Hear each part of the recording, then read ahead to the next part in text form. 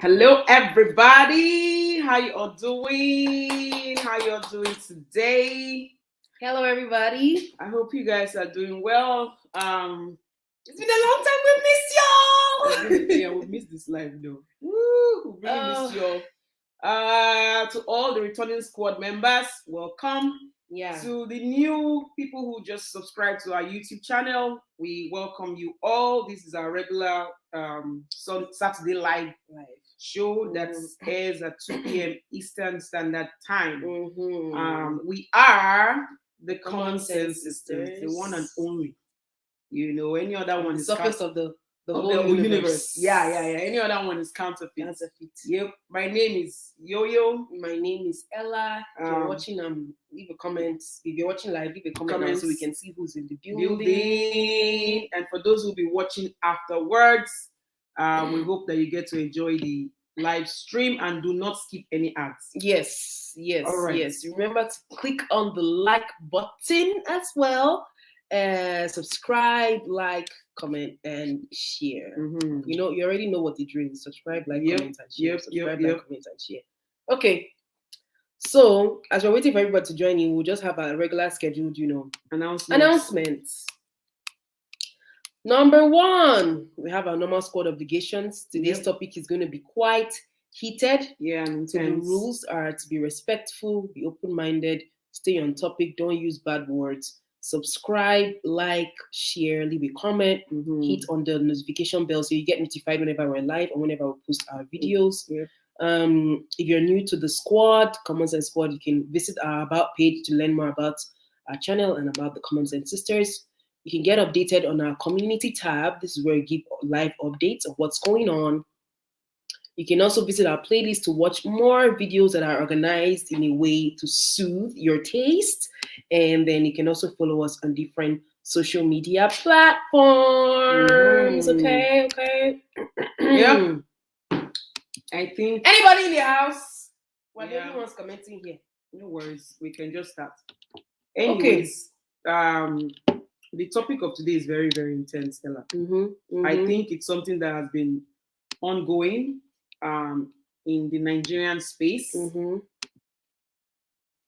It's been very heavy. It's a very heavy topic.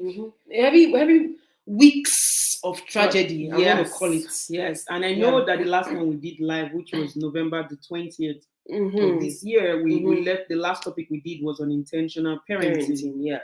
And it looks like these tragedies that are coming up is like they are pushing us, ahead of topics. Yeah, ahead of topics that we wanted to cover. Yeah. Exactly.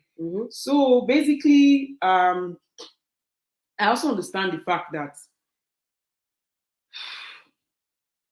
it seems like we don't want to start getting used to all these tragedies. We know that the Nigerian child, Nigerian children are very special. Hi, Omoti.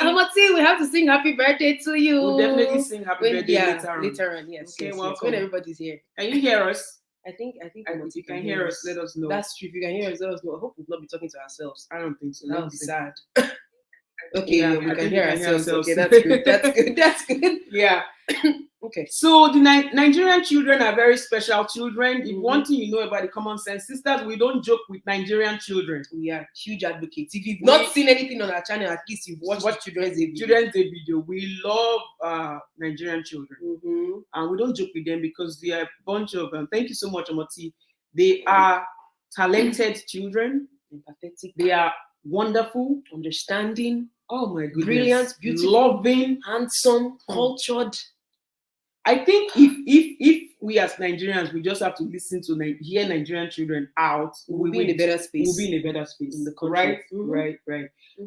But as also we are Nigerian children, even though we are adults, we also have our lives that we spent in Nigeria for primary and secondary school education. And we also went to boarding school. Yes, throughout. We went to boarding school. I loved boarding school. I did too. I did. I looked forward to, when I was in primary 4 in Nigeria, I was looking forward to going to boarding school. Already getting my suitcases ready. Yes, I wanted my independence. I wanted my own pocket money. I wanted my independence. My parents at the time, they were already, prepping us and all that stuff, molding you for the outside world. In fact, I watch a lot of Nollywood movies that influenced me to want to be independent from that young age. Yeah. So get our name tags, get all our body suit things, write your names on your boxes, your towels, everything. It's like, I mean, it's like your own thing, man. Everything, like your own sponge, your own soap, your toothbrush, your bed sheets, your towel, your underwear, your check, your own panties, private cream, your private shawl, your private lip gloss, like all for you. Hi, Patricia. Welcome, Patricia. Yeah, so we look forward to. I look forward to going to boarding school. At some point in time, I did too. I didn't even cry in my first couple of months. Me too. I didn't even cry. I think it was people were crying. They even dropped me off at school. I didn't cry. Then in my secondary school, my secondary school, went to all girls school. All girls school. It was also a Catholic school. It was in Benin City. I went to Presentation National High School. Same here. Oh Lord! But I moved. I changed. I mean. So it was good. It was a good feeling, and then you were also assigned to what they call your buddies. So like people that are school mothers, that school fathers, that were supposed to take care of you. That time when you resume school and when you come in for the orientation, your parents got to see that person. Mine was. You can't call their name. I can't call their name. I still have her face in my head. She was a very nice lady. My daddy got to speak with her and all that stuff. I still remember how much my school fees at the time was 50,000 naira. Very expensive at that time. My dad was one that took me to school. Mommy couldn't come along at that time. The orientation was for like a week. That week they will spoil you silly. I can attest to that. They will spoil you silly. Food, everything. Like it will just be. In my boarding school, there was also that thing that of course, you had visiting days. Your parents got to go. And one thing about my boarding school, that provisions were not allowed. So you had to eat what was given to you in school. That's what they did. 2 sticks of candy. Still better than Canadian boarding school food, though. The one I went to. And all those stuff. And then some of our night snacks was gari, milk and sugar. They will share it inside pots. I mean, they say awa, say yo, because I changed school. Because you changed school. I changed school. And my second secondary school started giving me things like burger, fish pie, fish roll. Not strong. We were giving cabin with tiny butter and all those things. Then there's also something that my secondary school at the time was also organizing. There was retreats. We had retreats in school, counseling. And we had the point where, like, if you finish your exam, you have to wait 1 week for the result to come out. So that week, they used it to do retreats in school, where they had speakers come and talk and all that stuff. Social events too at press school. That's unlike St. Mary's. We had also social activities and all those things. Were they bullying? Hi, Samolu. Welcome, Samolu. Samolu said went to day school. I always say that people that went to day school, they missed a lot. You people are butter. No, not very. I don't know how you are making money. You people missed a lot. Just how can you home? I don't even think. I think I would have been failing. I can't do this. Because I wanted to be. I just wanted that independence. Obviously, when you come back from school, you give account. We gave account of how we spent our money. Our parents were very intentional about that, and all this stuff. So overall, it was an interesting memory. Yeah, there was also bullying in school. There was bullying in school. My school at the time, if a junior student reported, they're going to take the bully out of the dormitory. They used to call it hostel at the time. They would remove them from that hostel, the bullies, and send them somewhere else to protect the victims of those that have been bullied. Sometimes they would suspend them from the school. So they took active measures. For the most part. They took active measures, and we had good guidance counselors there, and all those stuff. So I mean, presentation in my time, they tried. It's not like we didn't have. So I cannot really remember so many. When they say people say you can remember very wicked seniors, I can't. They were there. I guess it also depends on the kind of junior students you were. Because they pick on who they bully. Yes, that's true. Yes, that's true. That's true. But it wasn't up to the extent where like lives will be lost.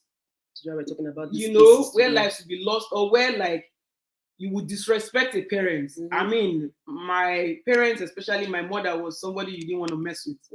She was popularly known as Iron Lady. Literally. Beautiful woman. She can be nice, but don't mess with the kids. My mother would not allow it. And she was very intentional. I wanted to know all the teachers in the school. The principal. You say, Samolu, let us not start this war between them. I heard school cannot win. I had to they beat them silly. Come out on a body for body. No, Day school will not win this. wait, they cannot win this battle. You don't ever hear say butter they win for where Agege bread day. No, you cannot. You can eat Either you come Agege bread together. alone, Exactly. but you cannot just lick butter like that. You know, but also know that they are boarding schools and they are boarding They are schools. yeah. So things like that. But there was also the time I remember when I was also a junior student. As time went on, if the bus, we used to use bus from like Warri. If the bus was driving, we got to the fence area, the beginning of the fence, a building of the school in Ugbeku. My stomach would start turning me. This also happened to me. I don't have vivid memories because I left presentation early in JS2. But when I went to Abuja and like Selamari, even if I passed that area today, I will have and I don't understand why. Fear or just I don't know. Anxiety, I don't know. Pressure, But I don't know. after the first week, everything just normalizes. Melts, yeah. In my secondary school, you could not flog. We were not flogged. It is the opposite from mine, where we were flogged, and the parents were aware that students were flogged, and you also packed firewood. In my secondary school, I don't remember being flogged. Now they cut grass. Yeah, but you cut grass, they will punish you to kneel down or punish you to clean hostel and all this stuff. But like gutter. Yeah, I don't remember being flogged. When they knocked my head, which is very painful. They used to flog in preschool. They didn't really used to flog. We had teachers, male and female teachers, and all that stuff. Right? That's my boarding school experience. But now we're hearing and seeing what's been going on in the past few years in our country, Nigeria. Hi, Toby. Welcome. And welcome, Toby. And we're seeing that kids, because in Nigeria, you go to boarding school from the age of 10 or 11. I know it might be abnormal for some people or younger. It depends on the families. The more intelligent you are, the faster you go to boarding school, go to secondary school. That has not to do with age. Yeah, but you start from there. Most times, I think it's from at least 9 though. But like 10 years, 11, like that.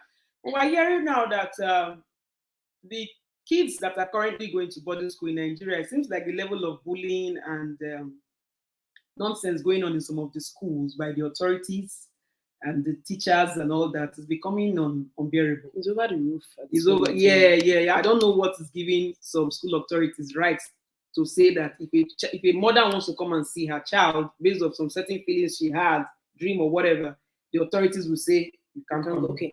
So let me start with the summary of the case. For those who might not know, we're talking about 3 specific cases today. Yeah. I'm going to be starting with the case of Karen-Happuch and Aondodoo Akpan. I don't know if I spelled her name, if I'm pronouncing it right, but her name is or was Karen.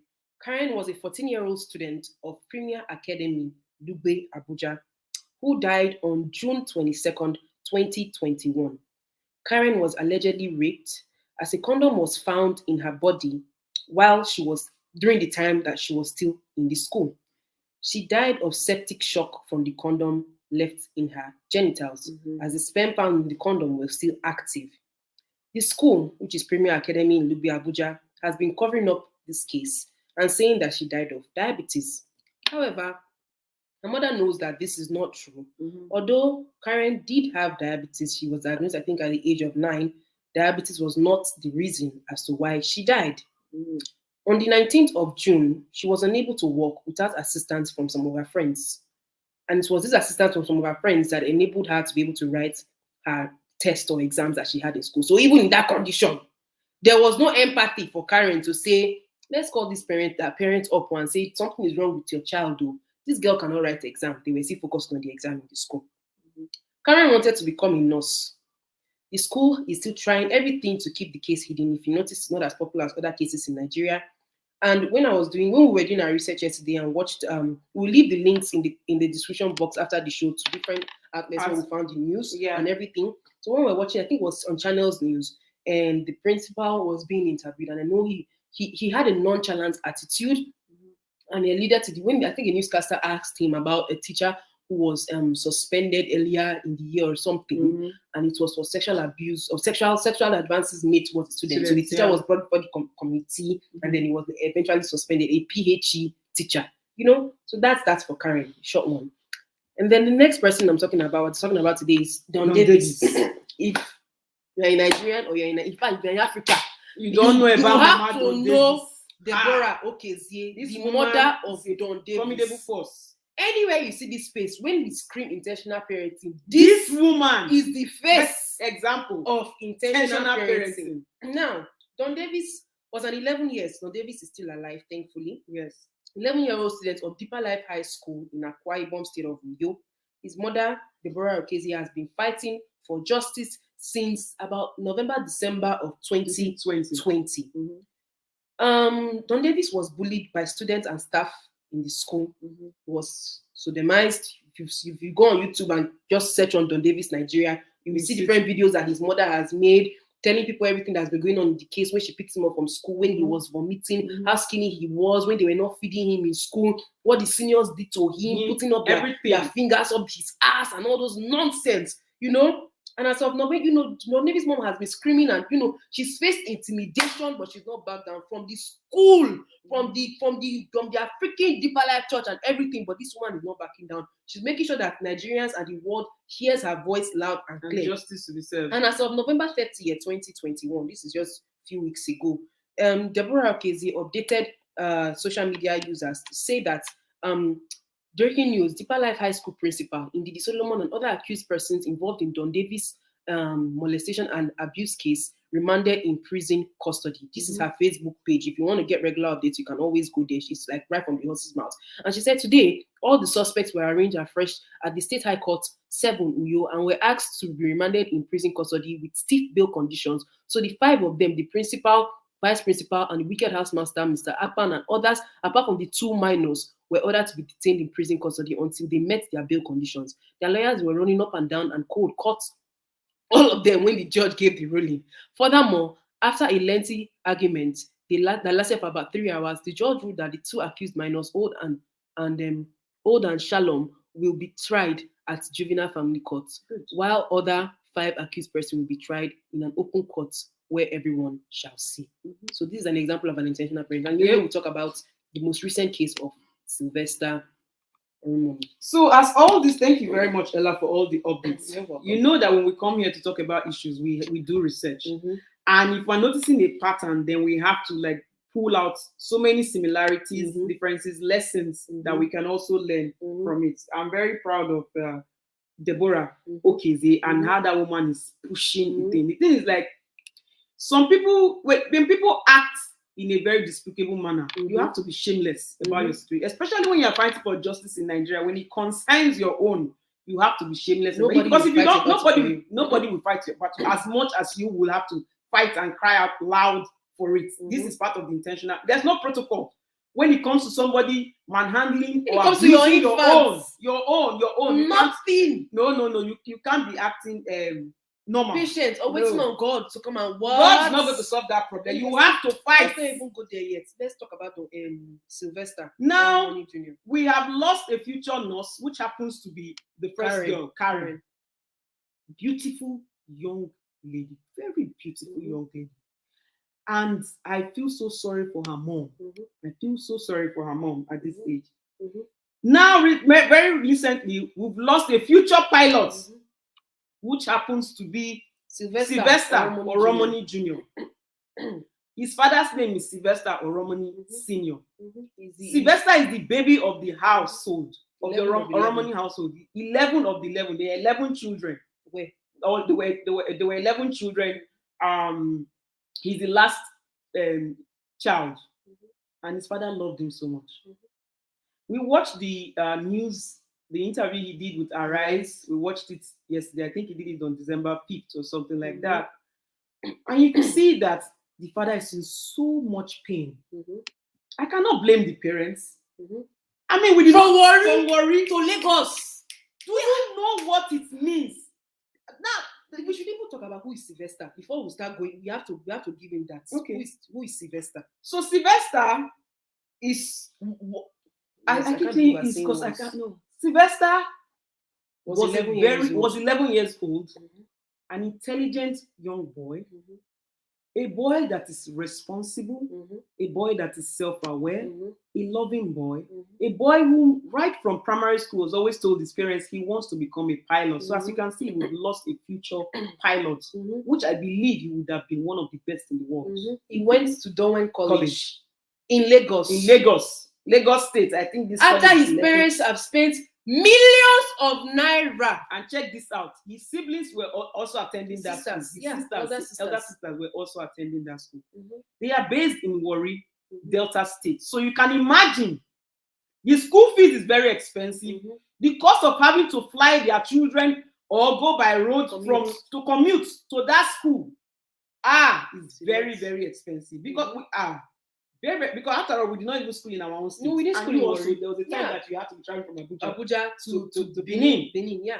With mommy and daddy and all those things. Mm-hmm. So these parents were very intentional about their children education and their children's education.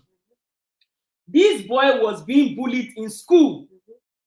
They called the attention to the school.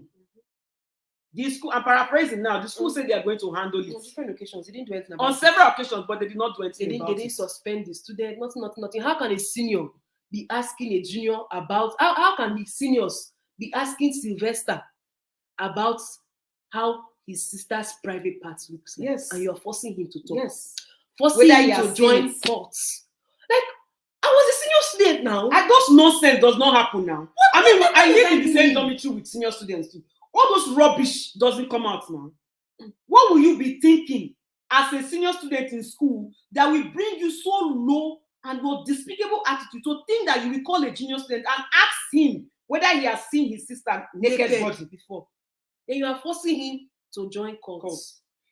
The father said before Sylvester gave up the ghost that even when he was his mouth was open like, I don't want to die.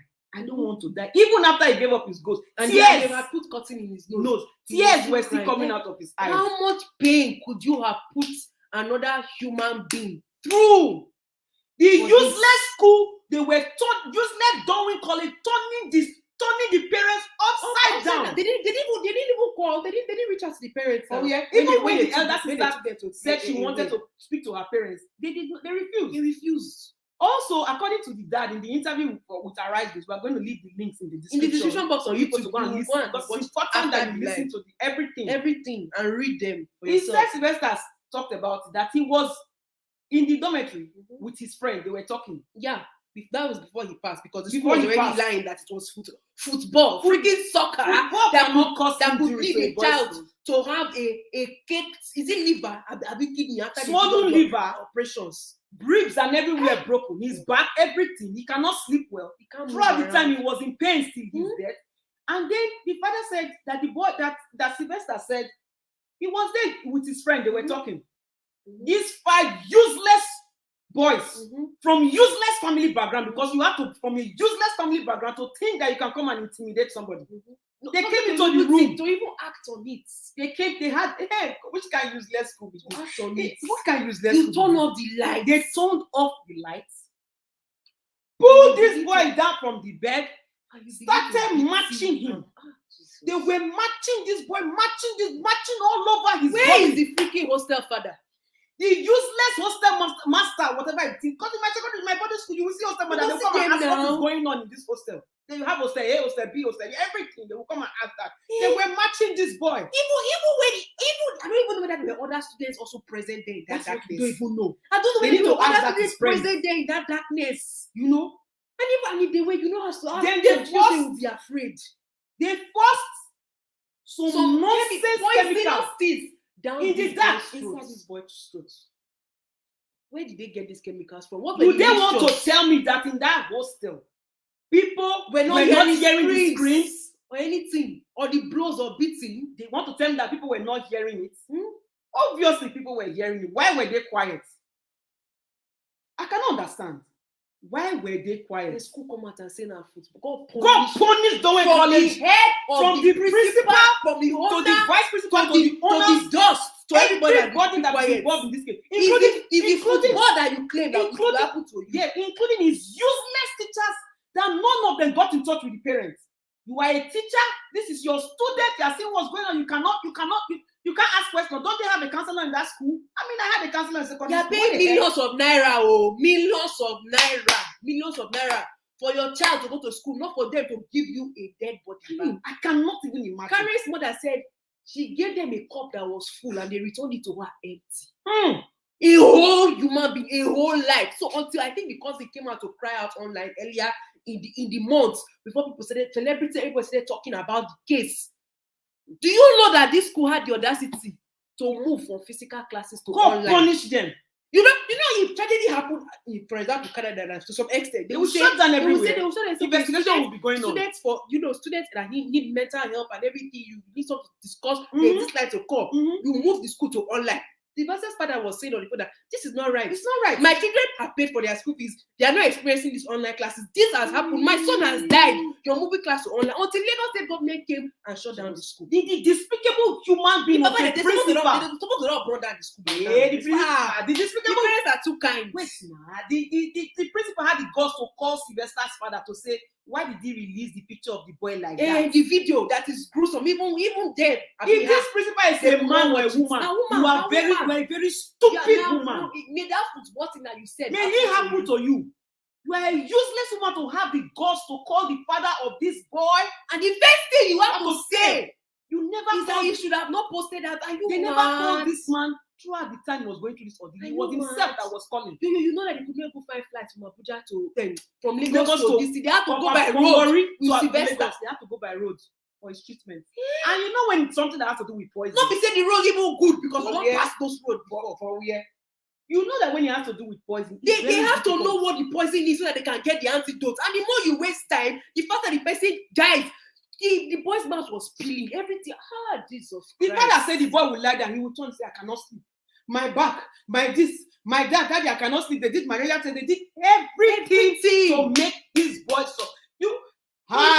Don't wait on it. In the face of death, he could not speak because he was afraid that he was going to die. Because those students have already threatened him that they are going, if he speaks, they are going to kill. I mean, you have already killed the boy now. 5 of you, which I'm not going to do the honors of mentioning your name. If people want their names, Google it. Then I was even hearing at that time that the useless parents of some of the children of all these bullies are flying them. They go bring their, if they never come back, whether they don't come back, they go bring their dead body come back now. Because I don't understand this. Because if you call yourself a bully, you can stand that for us. You have to be a bully to the end. Why are you chickening out? What will make a bully? What will make a human being think that you can bully somebody to the point of taking their own life? That's to tell you the kind of family they are from. These bullies. And also, if you look at Sylvester, you can tell that he's from a very loving, principled. Sylvester is somebody that had many lessons from his life. I have written it down that I'm going to talk about. You want to expand upon it now? In this video. In this video, let me pull it out.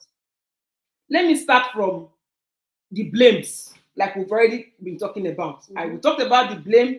We talked about the Darwin College has failed the Nigerian child. So Darwin College, you've stolen a future pilot from Nigerians. You failed to protect that. You failed to protect that. You lied after you were even paid to protect. So they even pay you. They paid the school fees. You lied to the parents. You lied to the parents.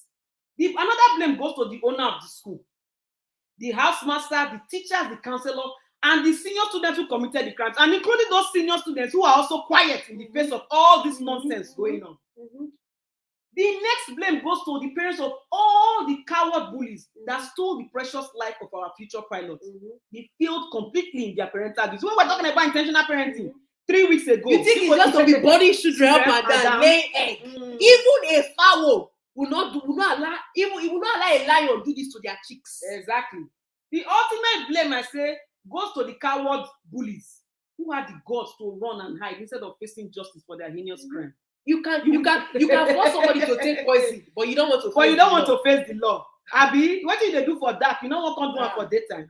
Okay. Then government at all levels. I hear that the government has now moved to shut down all the. It's not enough. Government that you'll be waiting for citizens to be shouting first before you do what it's not enough to shut down the school. Is this not supposed to be now the state of Lagos versus Darwin College versus all the names of those students? Thank you. This is because that we wasting time for. Now I'm hearing that the family has ordered has hired Femi to be the lawyer. It's not even enough. It's not enough. This is what I think. They say they shut down the school. I will say permanently it should be shut down. Online and in fact should be shut down. They should use the school building for something else. Because I would expect that other parents Some of you that you are students are going to that school that they are And bullies. you're quiet. Instead of you to come out and be talking, And you're you quiet. Another You thing, say you're waiting for God to fight your battle. Another thing, you go pay money for something. No. First, you know they render the service. You go quiet, say we are waiting for God to. Who is God? You waiting because it's God that to care you now to bring forth a shite. The bullies obviously they have to be criminally charged. I don't care whether they call themselves. Even if they are 12 years old, they should be tried like adults. Exactly, because they did adult crime. Exactly. The headmaster, housemaster, the owner of the school, the counselor, all of them, they are all culpable. They all need to be charged for this crime. Because this was already Sylvester had reported before now. So this is the second time. This is the second time. Meaning that nothing was done the first time when they lied. Another thing is that the parents of Sylvester, they need to be compensated. And part of the package should include counseling for all members of the family funded by the school. They need public apology and acknowledgement of the harm that they have caused this family. And the downward students, they need to interview them. They have to accept them. We need to know the culture of the school. It means, because when a school accepts bullying behavior, it means that the principal of the school is a bully. The owner of the school is a bully. The teachers, they are all bullies. Not even only when we are saying Donway College, please also add Premier Academy and Deeper Life High School Akwa Ibom, because all of them are beds of the same feather flocking together that just happen to be in different states. Exactly. And they are all but doing the same thing. Private the cheapest amount of school fees is 500,000 naira. Do you know what 500,000 naira is for one child that you resort their dead body to them? I send my child living to you. You bring back cops to me. Another thing is that those that are trying to cover the crime and protect the perpetrators, they need all of them. They need to charge all of them, including the gate man that opened the gates for the children to go. Since you don't have integrity in your balls or your pekus. Yeah, exactly. So those people, for me, these are the lessons that we learned from Sylvester's life. Sylvester is a child of honor, and I will choose to remember him as that. At his age, he was principled and knew what he wanted. His core values, which most likely stems from his upbringing, shines a great light on his good parental upbringing. I would say intentional parenting. They were asking why did the father celebrate his postmortem's birthday in the rising. The father was telling them the reason why. I say he has promised his son, and we will do it forever, whether the son is living or dead. He will continue. That is so that it was his elder sister also from abroad that even sent the pilot's cake. Yeah, the order for the cake for the work to celebrate. His birthday was celebrated on December 4th. Last week Saturday. He was a principled human being who stood his ground even in the face of bullies, refusing to join cults. We admire his courage. We admire his grace. He's also, I will also say that he's a man, he's seeking for justice, because for him to be able to say all those things out, confess, like to call out the names, and his father was not even there with him. His father was Nasabao. They had to call him back. That was when they actually went to go and now run all the internal tests to see that whether his liver, his kidney, or whatever was kicked. So, well, we have said our own. Let me unite all these cases, from what I've seen, what pulls all of them together. You see that they are all expensive schools, but they have no regards for parents and for the students. They don't care. Different states, same behavior of principals, same behavior of housemasters, same behavior of senior students, same behavior of school culture. The nonchalant attitude of the school, all their stupid press statements that they will be releasing and signing management of the school, all useless. They have no human conscience. Number 3, the age range of these kids from 11 years old to 14 years, 2 have died. Only 1 is surviving. And mind you, these are the cases we are hearing of. There are probably some that happen in Nigeria that we don't even hear of. That we don't hear of. Number 4, the bullying and rape culture in schools. In boarding schools. It's too much. It's too much. It should not even be existing. We should not be saying it's too much. It should be non-existent. Exactly. That is leading to death. Now schools come out and say, so because you think that when you release the students to their parents, they were still alive, therefore when they die in their parents' custody, it has nothing to do with you. When the stream of death is traced back to you, you must be mad. Number 4, Nigeria moves on too fast from tragedy. Too fast. It's like because we have been numb to it. You cannot. You just expect that something bad will happen. Something bad will happen. Now, where do we go from here? Are we going to say no to boarding schools? We can't do that now because these things can happen in They day also school. happen in this school. It can happen in day school. University. Will come. It can happen anywhere. Anywhere. School authorities must be held accountable. And the school authority school, like you have said, they must be bullies too. Because for you to be covering up bullies, you must also be a bully yourself. In that school. You must be a bully yourself. And their parents had to be intentional, like Don Davis' mother, Deborah Kinsey. Now, before we even move on, there's some things that we have to say we saw online where a mother posted about this same said principal of the current principal of Dowen College, and I principal in another school from another school. So do you want to read it or do you want to read the first two and I read the last think two? you can. Let me put it up. Let's see. Okay, so this is let me put off the banner first so you can see everything. Okay, let's start. According to this lady, it says, "Good evening, ma. I got this from a WhatsApp group. My own personal experience with Mrs. Leyiwola, the principal of Dowen College, Lekki. My name is Tracy Nita Nicholas Ohiri, and I had 2 boys in GIC Lekki Phase 1, where Mrs. Leyiwola was a former school principal. A student in a senior class bullied my first son in that school, so bad to the point of damaging the screen of my son's tablet. Mrs. Leyiwola felt she can plead and offer an apology on his behalf without giving me the opportunity to meet with the said boy and ask from him directly the reasons he always bullies my son. He pleaded they were only kids and would settle it amongst themselves later. I made her understand we are talking about my son coming home with a broken ankle because he said bully, the same boy, kicked so hard on his abdomen for coming to the football pitch when he was playing football with his friends. My son fell on his knees and he went ahead to step on his ankle. To further torture my son, he grabbed his Samsung tablet and damaged the screen. Trust me, I refused to have that and demanded to see the boy and his parents who raised a bully. But she refused. And after days of going to the school with her preventing me from meeting the boy and his parents, I drove to the school around 6 a.m. on a Monday morning and waited for the boy and his parents at the gate. The moment they came to drop him, I grabbed his school bag, seized it. Where did I stop? This is what 6 a.m. I grabbed his school bag and seized it. The mother came out. The mother came out shouting, what's going on here? I landed a hot, dirty slap on her.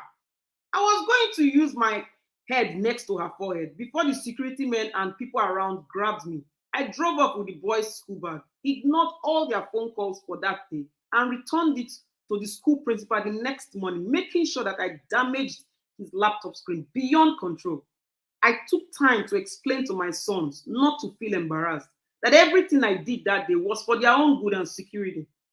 My boys spent extra 2 years in GIC Lekki Phase 1 until I don't know what that means. Go to the next page.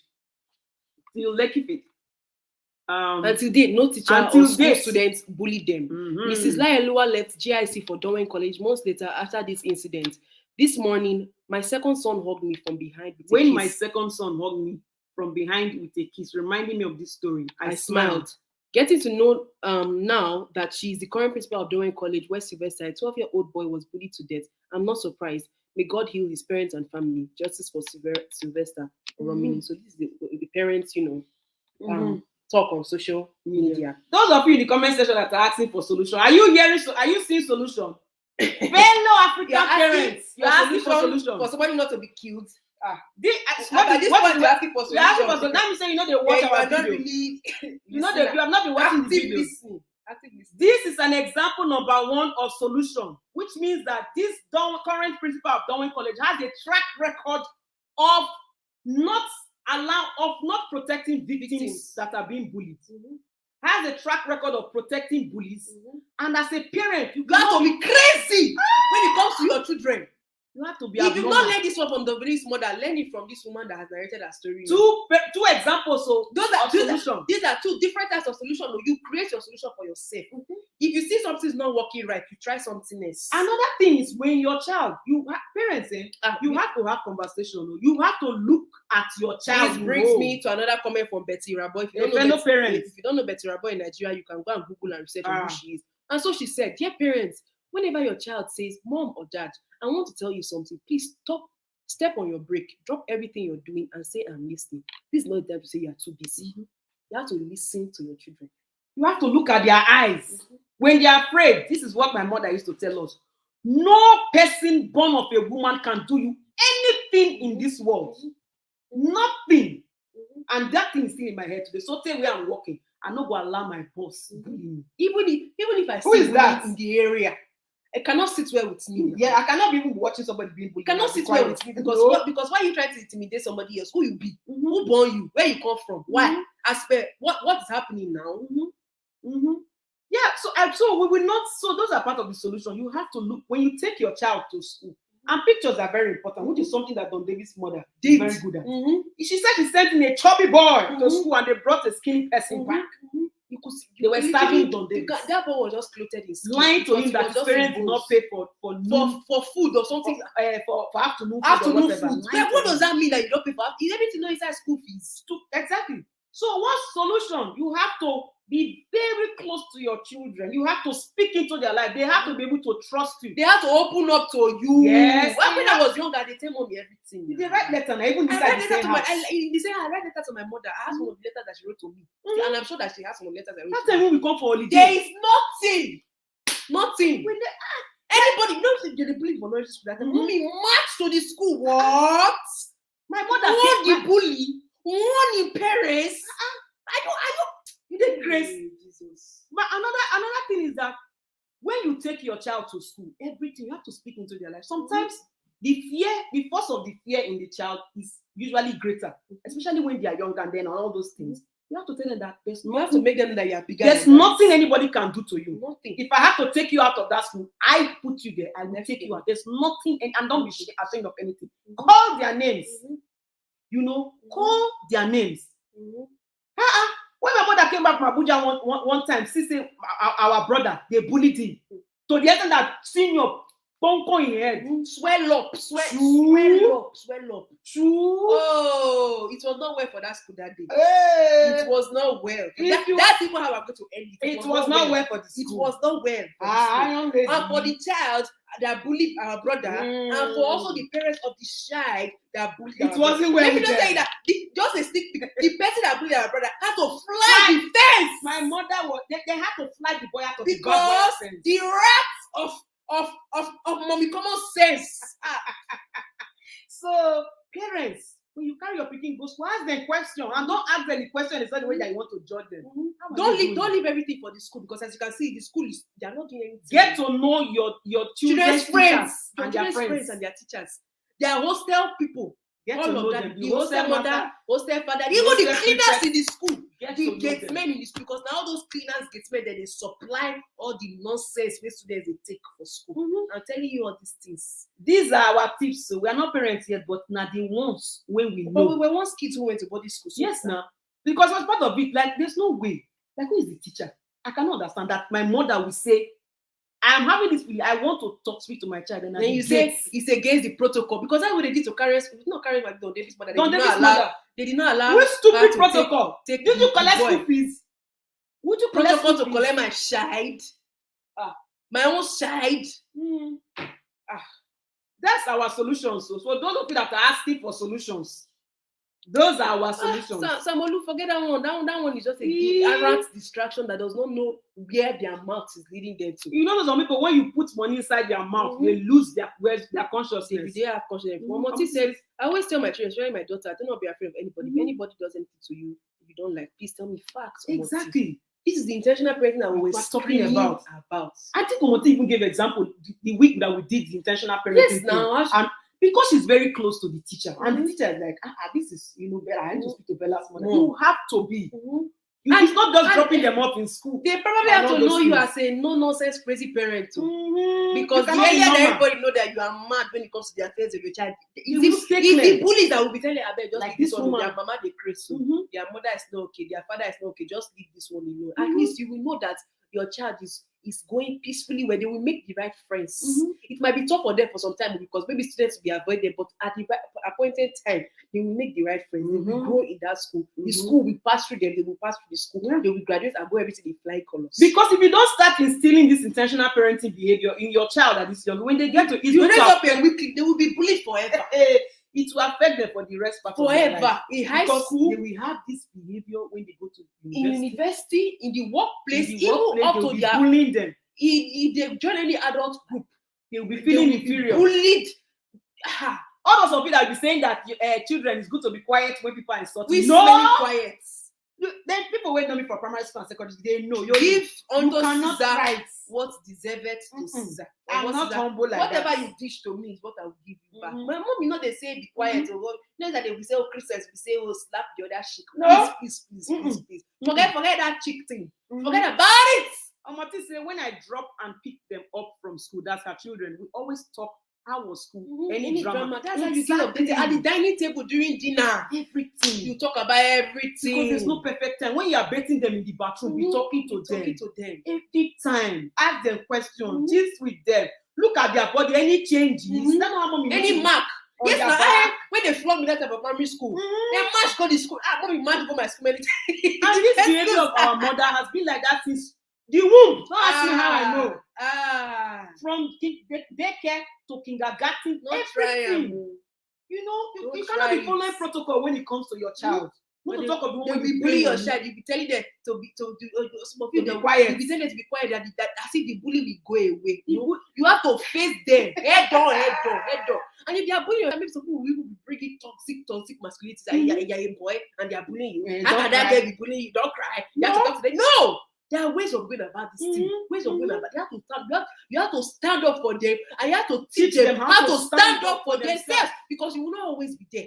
Neka, thank you, Neka. Thank you, Neka. Mommy knows it. Mommy, you will be better, Mama. And Mama, you be. Mama. Thank you for standing up for all those freaking bullies. I don't even remember their face today. I don't remember they don't reach. From even your primary school, that guy with the bully. I remember his name. Yes, sir. Because person is small, because you are small, they will see your star is shining bright. Then you want to use your inferiority complex to come and try and shine my star. You not rich. Everything is politics said that surely Nigerian authorities as external bodies should introduce a safeguarding inception system. Right. Facts. Right. The person also said that alternatively, an anonymous feedback share reporting system should be introduced for students, parents, witness. Exactly. Perfect. These are solutions. I don't even know what they discuss in PTA meetings. I don't know. What do you go there to discuss? I go and say I hear that some of these PTA meetings, they are doing classes in.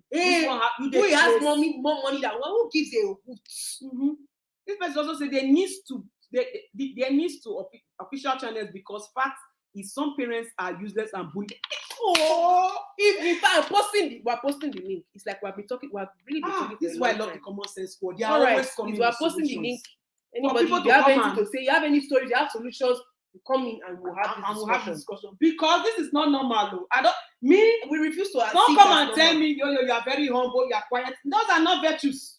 I don't take nonsense. It's a virtue. They never born you well. It's a virtue. I can laugh with you, I can play and all those things, but when it comes to certain things and principles, to me and my own, or people want to know, or even just to be in the area where injustice is taking place, that's what you call active bystander. I want to know, were there other students in all these rooms where all this bullying were taking place? Because no how now. Those students that will be keeping quiet in the face of bullying, that you can maybe they too, they're also being bullied too. Some people also say so that their friends will not say anything. Me, I don't care.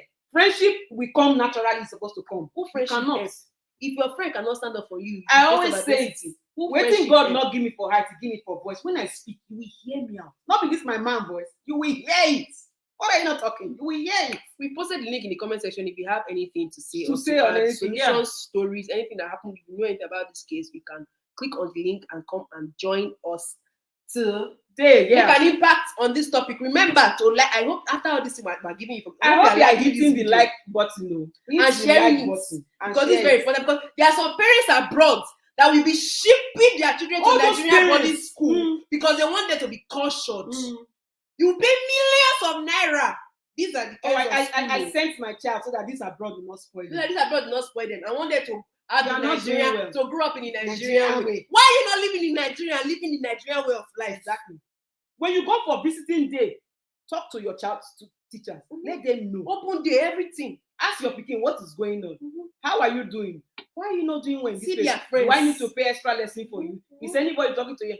Nobody Don't can judge do them. anything. If your children have relationships in school because boyfriend, girlfriend, they get. Be open-minded enough to hear about it from your children. No.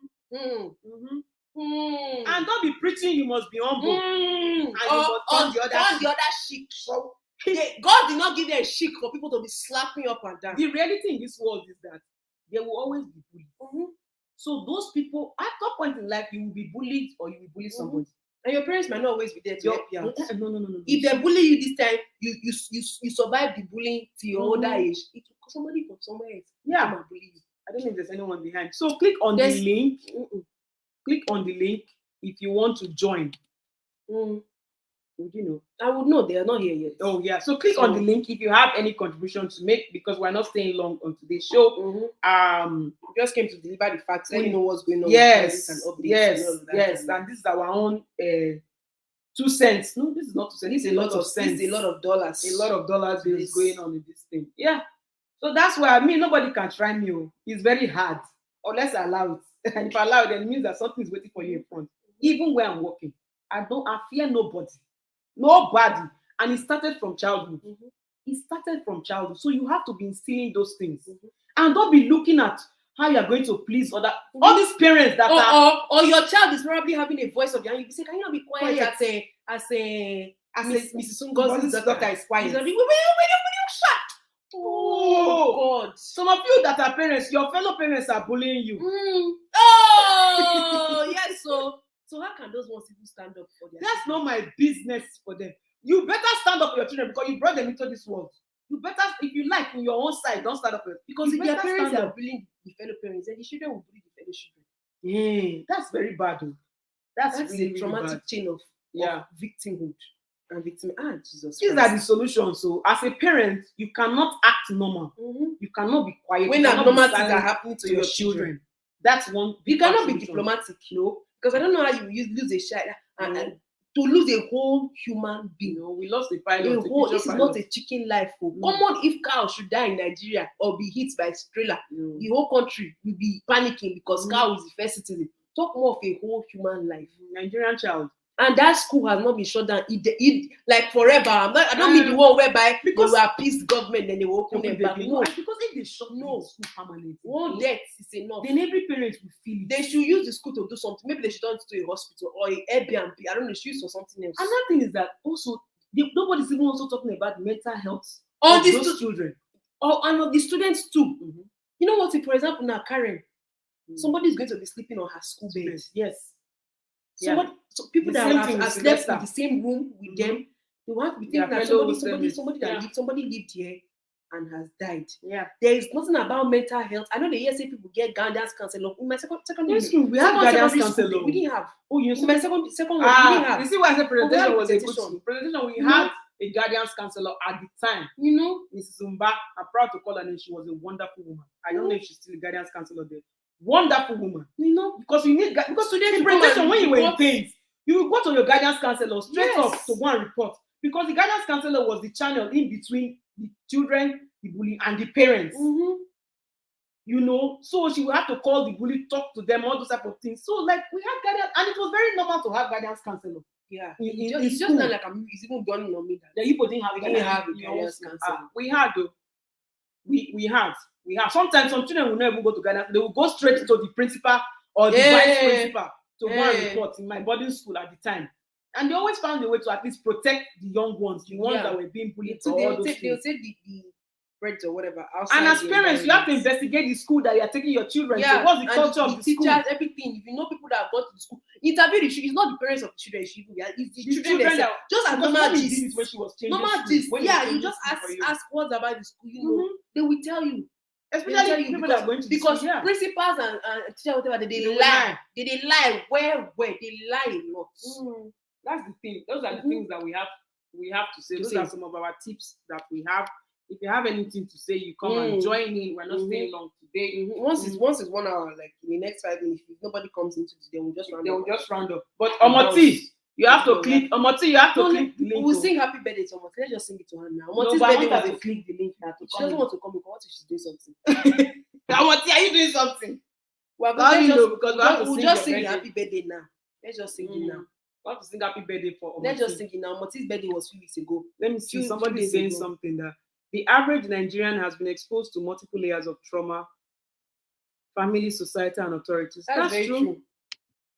That's very true. Like and they swept it, right? Yeah, and they swept it under the carpet, and that leads to the whole aggressive behavior or non-behavior. That's very true. Like these were 3 cases. But we cannot be aligned. They really happened this year. Just in 2021. It's too much. Within the span of 12 months. Amoti says she's eating with Samolu, so we'll just sing. So happy birthday to you, Amoti of Kent. Amoti of Kent. Happy birthday to you. Happy birthday, happy birthday, happy birthday to you. Happy birthday, Amoti. Happy belated birthday. Hope you had a wonderful time. Yes. We wish you all the best in life. Many more awesome years, peaceful years, happy years, more good health, more money. Yes, it's coming. Yeah.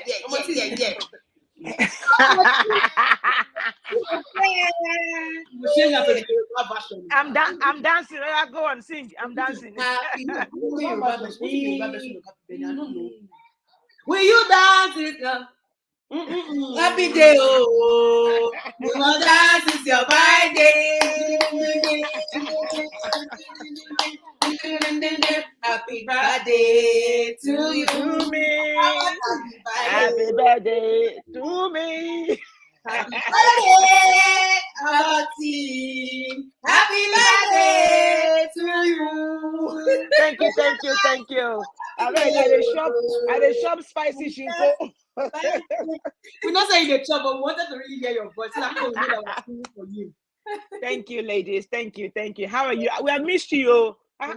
You just went away, without telling us that we're taking a break. We did not even know we were taking a break. Life just happened like that. So we're not updating everybody through like the community page or like Instagram ahead of time so that people will know, because we know that people stay. Okay.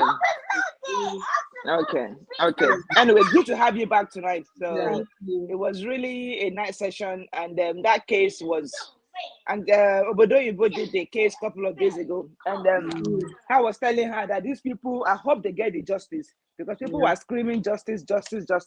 Are they truly, Sylvester family, are they truly going to get the justice? Because I said to Aondodoo, I said, listen, as those boys have said, we will get away with it. They will surely get away with it. If the parents fight, just like Don Davis' mama, that's what we're saying. That like no Don parents, Davis' mama, those people are in police custody, 4 adults or 5 adults. Let's just hope that these parents, they have the zeal, they have the energy to continue to fight for justice, for Sylvester. So we all know that Nigeria, anything is possible in Nigeria. Because I said to Auntie B, Auntie B, listen, for the purpose of public, the whole thing will go through the court system, but behind the scene, someone will be replaced. An innocent person will be picked from the street and replace them in the prison. Which happens in Nigeria. It happens a lot. So it's quite sad. I didn't go to boarding school. Even at some point, I was wishing I went to boarding school. I know you guys had a fantastic experience, and quite a number of people too had a good experience. But with this whole thing happening over and over again, Nigerian education system needs to be completely overhauled. There should be some safeguarding, some rules, some compliance that needs to be in place to make sure that these kids are well looked after. My younger brother went to military school. Went to Nigerian what's his name? Command Kaduna. Command. Oh dear. He left when he was in GS2 in 1995. I'll tell you when he was in GS2, it was just going to GS3. I remember when he resumed for GS2. I remember they usually go to pickup points in my 2 where they all put all of them on one bus, and they all just go to drop them off in Kaduna. So I remember that year my sister came home from London and she brought a whole lot of stuff for him to take back to school. Cereal, everything, shopping. My brother went back loaded. ladies, they got to Kaduna. They left my 2 in the morning around. I think they usually leave around 6 o'clock. They leave the point at 6 o'clock in the morning. So they got to Kaduna very late on Sunday evening. So Monday morning, they all went to class. And guess what? By the time my brother came back from class, everything was gone. Wow. Everything was gone. I had command. Everything was gone. Everything was gone. And the day he came back, this boy came back empty, completely empty-handed. Everybody he just showed up from nowhere, like, what happened? And back then there was no phone, there's no way to reach out to him. What my mom usually does is she goes to this somewhere in Ido, in Lagos State, where buses goes to Kaduna. So she will send stuff through the bus, and someone will go to the school. No, not the school, the parking garage where the main garage. So someone will go there and pick up his his stuff for him. So he had his own fair share of boarding school, but he left when he was in GS2 going to GS3. So they didn't have full experience. Although even the little experience he had, he too had a bit of bullying going on, but then we didn't see it as bullying. We all see it as part of secondary school life. Life, But because people are now more aware of the whole thing, hence why people are clamoring for that. This thing needs to stop. It needs to stop. People have lifelong trauma out of it. Yes. Yeah. I mean, I'm sure I shared here last time that when I was in second, I went to day school as well. I remember my teacher, for no reason, flogged me, and I had blood stain on me. I went home, and luckily because my older brother is in the military, so as soon as I got home, his friends were around and they saw me. The next day, everybody trooped to my school. This teacher disappeared, right? But after that, I was now made not even a scapegoat. So I was now targeted. So you think your brother is a military? They will discipline you in school, and you not go and call your brother. Every teacher was looking for every opportunity to deal with me. Terrible. So you say your brother is a military, but you want to come and be harassing us with your military brother. And it wasn't like I did intentional. What happened? The reason why you flogged me, there was no justice, there was no reason for it. That's why you jumped there was no reason for it. You flogged me. I remember I was like 13, 14. You flogged me. And I had blood stain, and my uniform then was white. And I got home, my mom was mad. My mom went crazy. Next day, the whole school scattered because I had military, friends that came and said, what, this is uncalled for. This is so uncalled for. But like I said, and maybe with this Sylvester's case now, things will change. Hopefully, things will change. And I think as a parent, like you guys has rightly said, we need to be intentional about children. We need to be absolutely. My children knows that I shout, and I tell them, "Mommy shout." All African mom shouts. But that doesn't mean I don't love you. That's the one they will remember. That's what it means. I said even sometimes when I shout, doesn't mean I don't love you. I love you guys, but sometimes you frustrate mommy. But whatever it is, whatever anybody, nobody. Whatever anybody, no, I don't care who he is or the person is, be it in school, your friend, you have to tell mommy and dad, we are here to fight for you. Every day when I'm dropping them in school, I'm picking them from school. What happened in school today? What's the drama in school today? Anything mommy needs to know about, anything you want mommy to know, please don't be scared of mommy. Just tell mommy. Or I always tell her, there's this girl in our class this girl is going through some issues at home herself, so the girl everybody wants to be my daughter's friend. And if she's playing with one and the other one doesn't want to get involved, and she always feels guilty. And I said to her, you can't be everybody's friend. You can't. You have to learn to stand for yourself. You have to learn to put your feet down. If someone is doing anything you don't like, you have to be able to be firm that please stop. And the person is not stopping, go to your teacher, go to your head teacher's office. She's quite popular in school. Go to any teacher and tell them this person is doing this to me and I don't like it. I told him or her to stop, but they're not stopping. So you have to learn to speak for you, because I will not be there 247. to protect you. But you have to learn to stand for yourself, speak for yourself, and defend yourself whenever the need arises. We need arises. Thank you. So we can, like I said, have to be intentional, constantly talking to them, advising them. I said to my daughter, you don't have to shout, but just be firm in your words. Yeah, exactly. Be firm in your word. I don't like it. Stop it. Yeah. So that's true. That's just my own take, But thank you, ladies, for the birthday shout out. I really appreciate it. Thank you. So and thanks for having you guys. It's really nice having you back. So looking back. forward to Sam would have joined it. He's enjoying his Chinese rice. No wahala. Okay.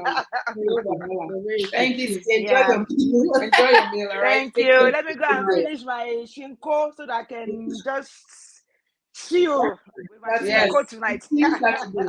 Thank you so much, Omoti. No worries. Have a good weekend, ladies, and catch you next week again. Yes. All right. Bye. Bye.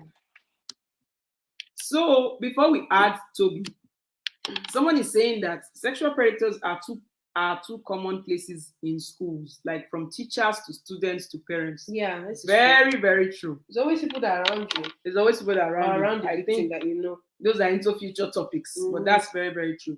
So we are going to be adding Toby. Hey, Toby. Hi, Toby. Toby, can you hear me? How are you? Hey, hello, can you guys hear me? Yes, yes. Today you showed your face. How are you? Yeah, today in a serious matter.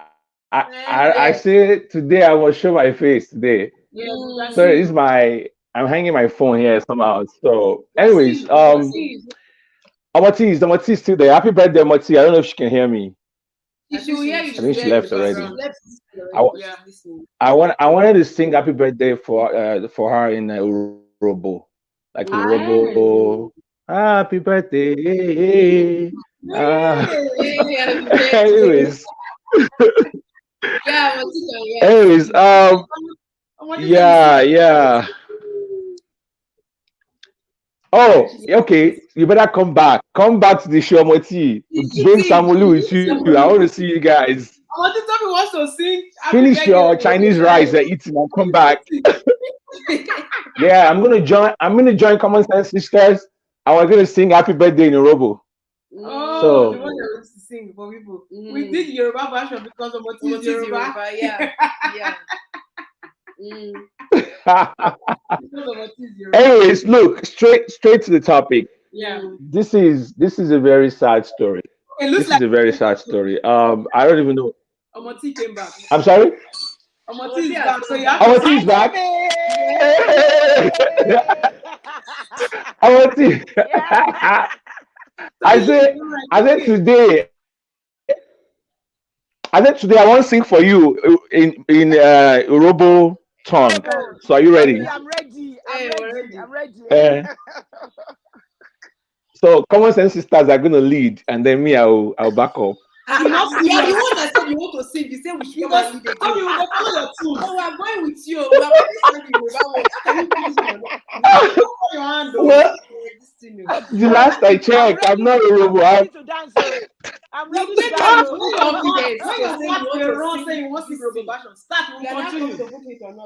I suddenly realized that I might have over advertised my robo skills. So look, I'm sorry. I know. I was gonna say that. My apologies. But it's not the simple though. Happy birthday. That one.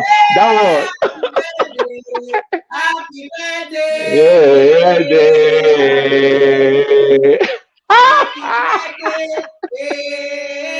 Happy birthday. Yeah. Happy birthday. Yeah.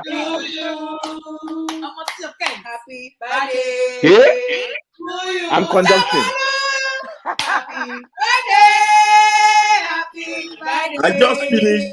Happy birthday to you. Someone is here. Yes, to you. Oh yes. So loud. Like Mogba.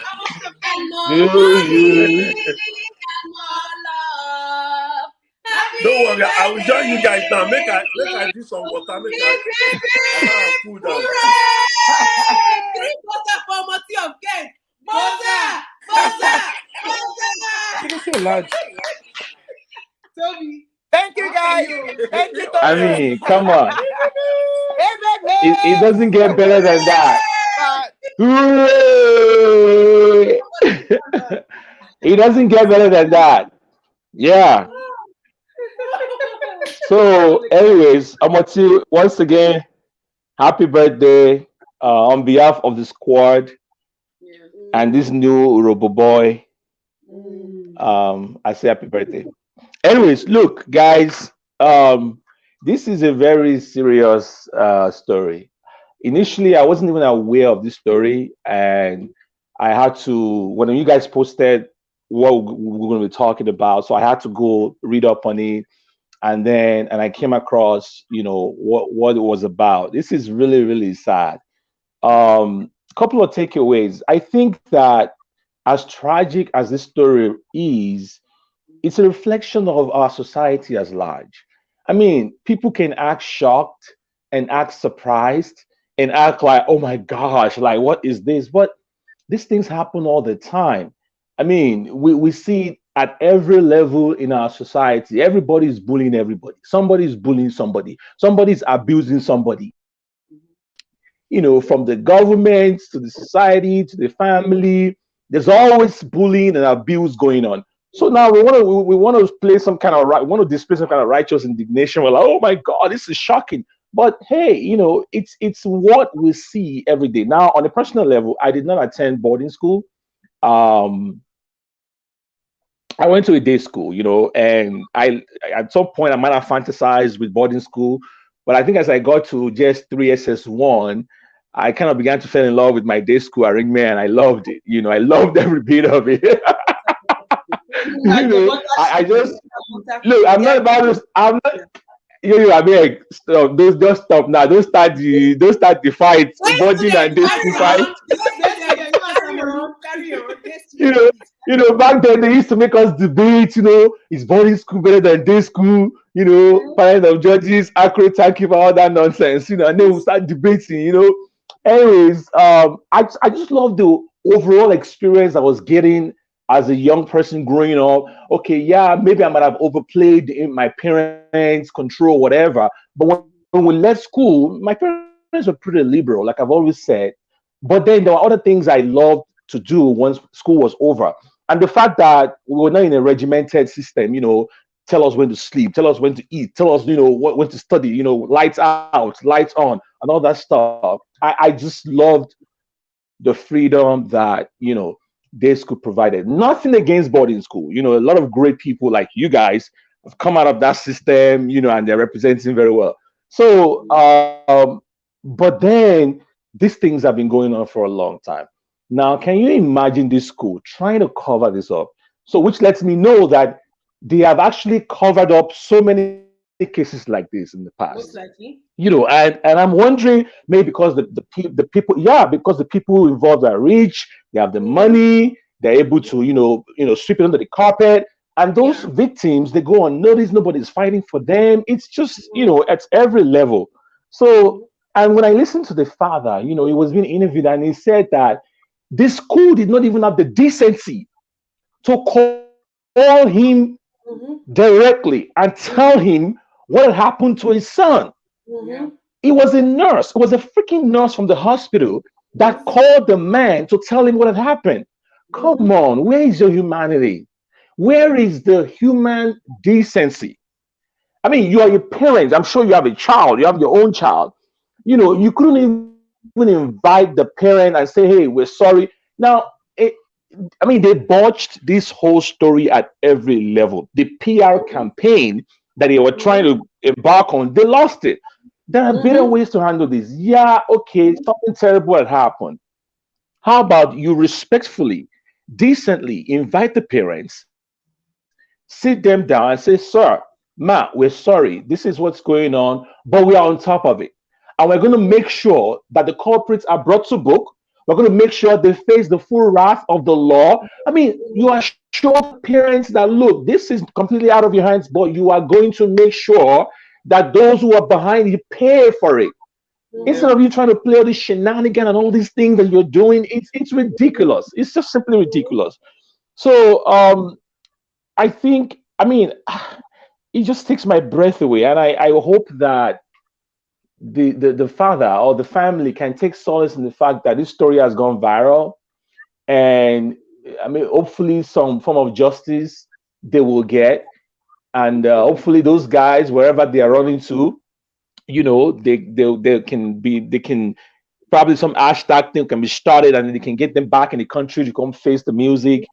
Otherwise, it's all the abuse that we're talking about. It's all, and then the flippancy, the nonchalance of the people at the hospital. Somebody is dying. I mean, like literally dying. The life was basically living their life. See the way they are treating the boy, like nothing. Like even you want to. I mean, it's just so that's what I've been saying, that it's at every level.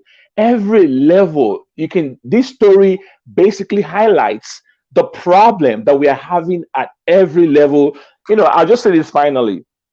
You know, growing up, even when we go to college, right? You go to college in Nigeria, right? The professors will oppress you. By college, you know, university, university, they will oppress you. You know, the first day of class, you find the professor standing in front of you and telling you, let me tell you, all of you, in the history of this department, nobody has ever gotten an A.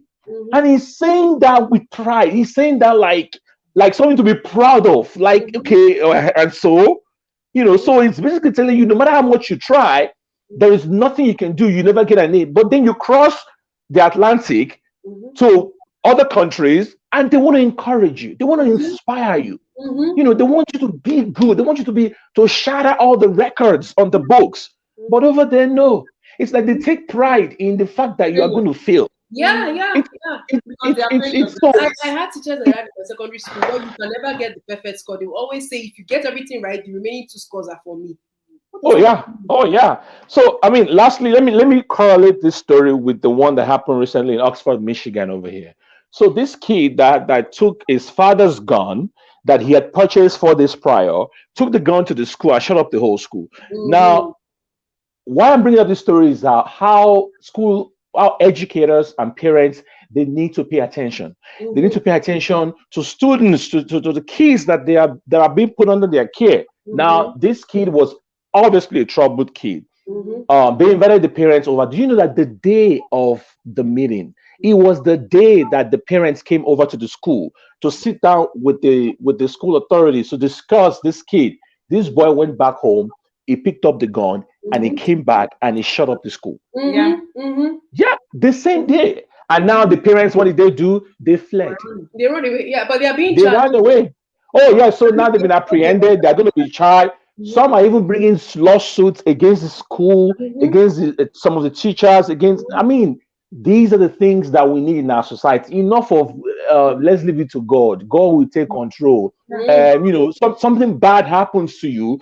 So you can imagine how many cases like this that have happened in the past. We are, instead of crying out and seeking justice and letting the law, the rule of law, let it take its course, you find people say, yeah, God, leave it for God. The boy is dead. No, if you keep doing that, if you keep sweeping things under the carpet, what's going to happen? It's going to happen again. And people will think that they can get away with it. It is time for us to begin to allow the rule of law to take shape in our country. Otherwise, it doesn't change the fact that a kid is dead. It doesn't change the fact that the parents are grieving. And like I said, I hope that they find some kind of solace in the fact that the story is viral, and they will get some form of justice. I'll leave it there for now, guys. That's good. Thanks. Thank you for your passion. Thank you for everything. Thank you so much, Toby. And even before somebody comes on, I still be talking, it made me think of something that can even be done about this bullying thing. There can be an actual anti-bullying law passed, because I think France has passed their own, was it last week or so? They passed a law in relation to bullying. I didn't read much about it, I just saw the headline. But this is something that can be done in honor of Sylvester, in honor of, or in memory of Karen and all that kind of stuff. I agree. That's something I wanted to say. So Samulu, the floor is also open to you. Unmute yourself. Unmute yourself. Hello. Hello. Hello, ladies. Can you hear me? Yes, we can. Yes, loud and clear. I just finished my Chinese. I will have, I don't know how, I will, Bluetooth some to you guys from here. Thank you.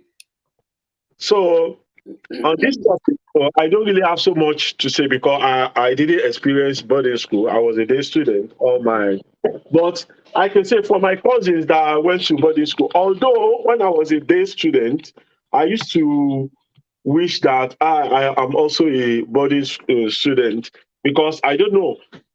I just, want to be far away from home because my dad then was a disciplinarian. Yeah. That's, as in, doesn't take no nonsense. If you mess up, you get the cage. So I always wish that, if I'm far away from home, I'll be so happy. So when I wanted to go to uni, I make sure that I choose a uni very far away from home. Because I just want that freedom. Yeah. I want freedom. So I had to choose a uni, but not in Lagos, very far from home. But there is something that my wife has talked about our daughters and all those that there is a girl in our school that likes to bully others, but we try as much as possible as parents to try and advise her. I think that she has at the time we reported the case, but the school tried to manage it because they believe she's a young child and she's going through a lot. I believe the parents, they are separate, so it's something she's going through something. But one thing I have seen about the people that went to boarding school, my cousin, then when I realized that my cousin can eat a very cold amala. Do you know amala? Yes. Can you eat cold amala? Not as of I had body school, not be at your body school. Yeah, body school, body school. Please. My cousin went government college, Ogbomoso. It's not the same. We went to private school because we went to private school. Yo, what are you talking about? Amala is a staple in that part of the country. It's a special delicacy. We ate amala. Yo, have you ever tried cold amala the next day before? No, they're not. They do leftover for some of you days. Tamolu, please educate them on cold amala. They don't listen to then. They were like private school. It was not recently that a lot of private school are springing up, doing boarding school. In private school, we're not really doing boarding school then. I don't know. How can it be called federal college and it's a private school? It's like a private school. I'm not saying private. It's a federal government colleges there. They have this status, you put them in. Status and they have this status for when you see somebody very lovely. It's a very nice school. Unlike us, I went to a day school, community school, regular one that you have to. Although we faced our own some level of bullying, but not really. Maybe from the seniors, the way they deal with us and all those stuff.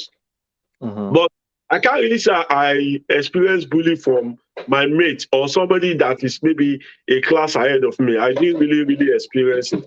But maybe from our very seniors, like maybe 3-4 years seniors, with some level, we used to call it discipline then, but we were, it is now that we begin to realize that, this is bullying. This is not really discipline. And what I have to realize about this Sylvester case is that somebody was saying that on Aondodoo TV that a boarding school, from his own experience, a boarding school is like you are giving out a child to take over another child.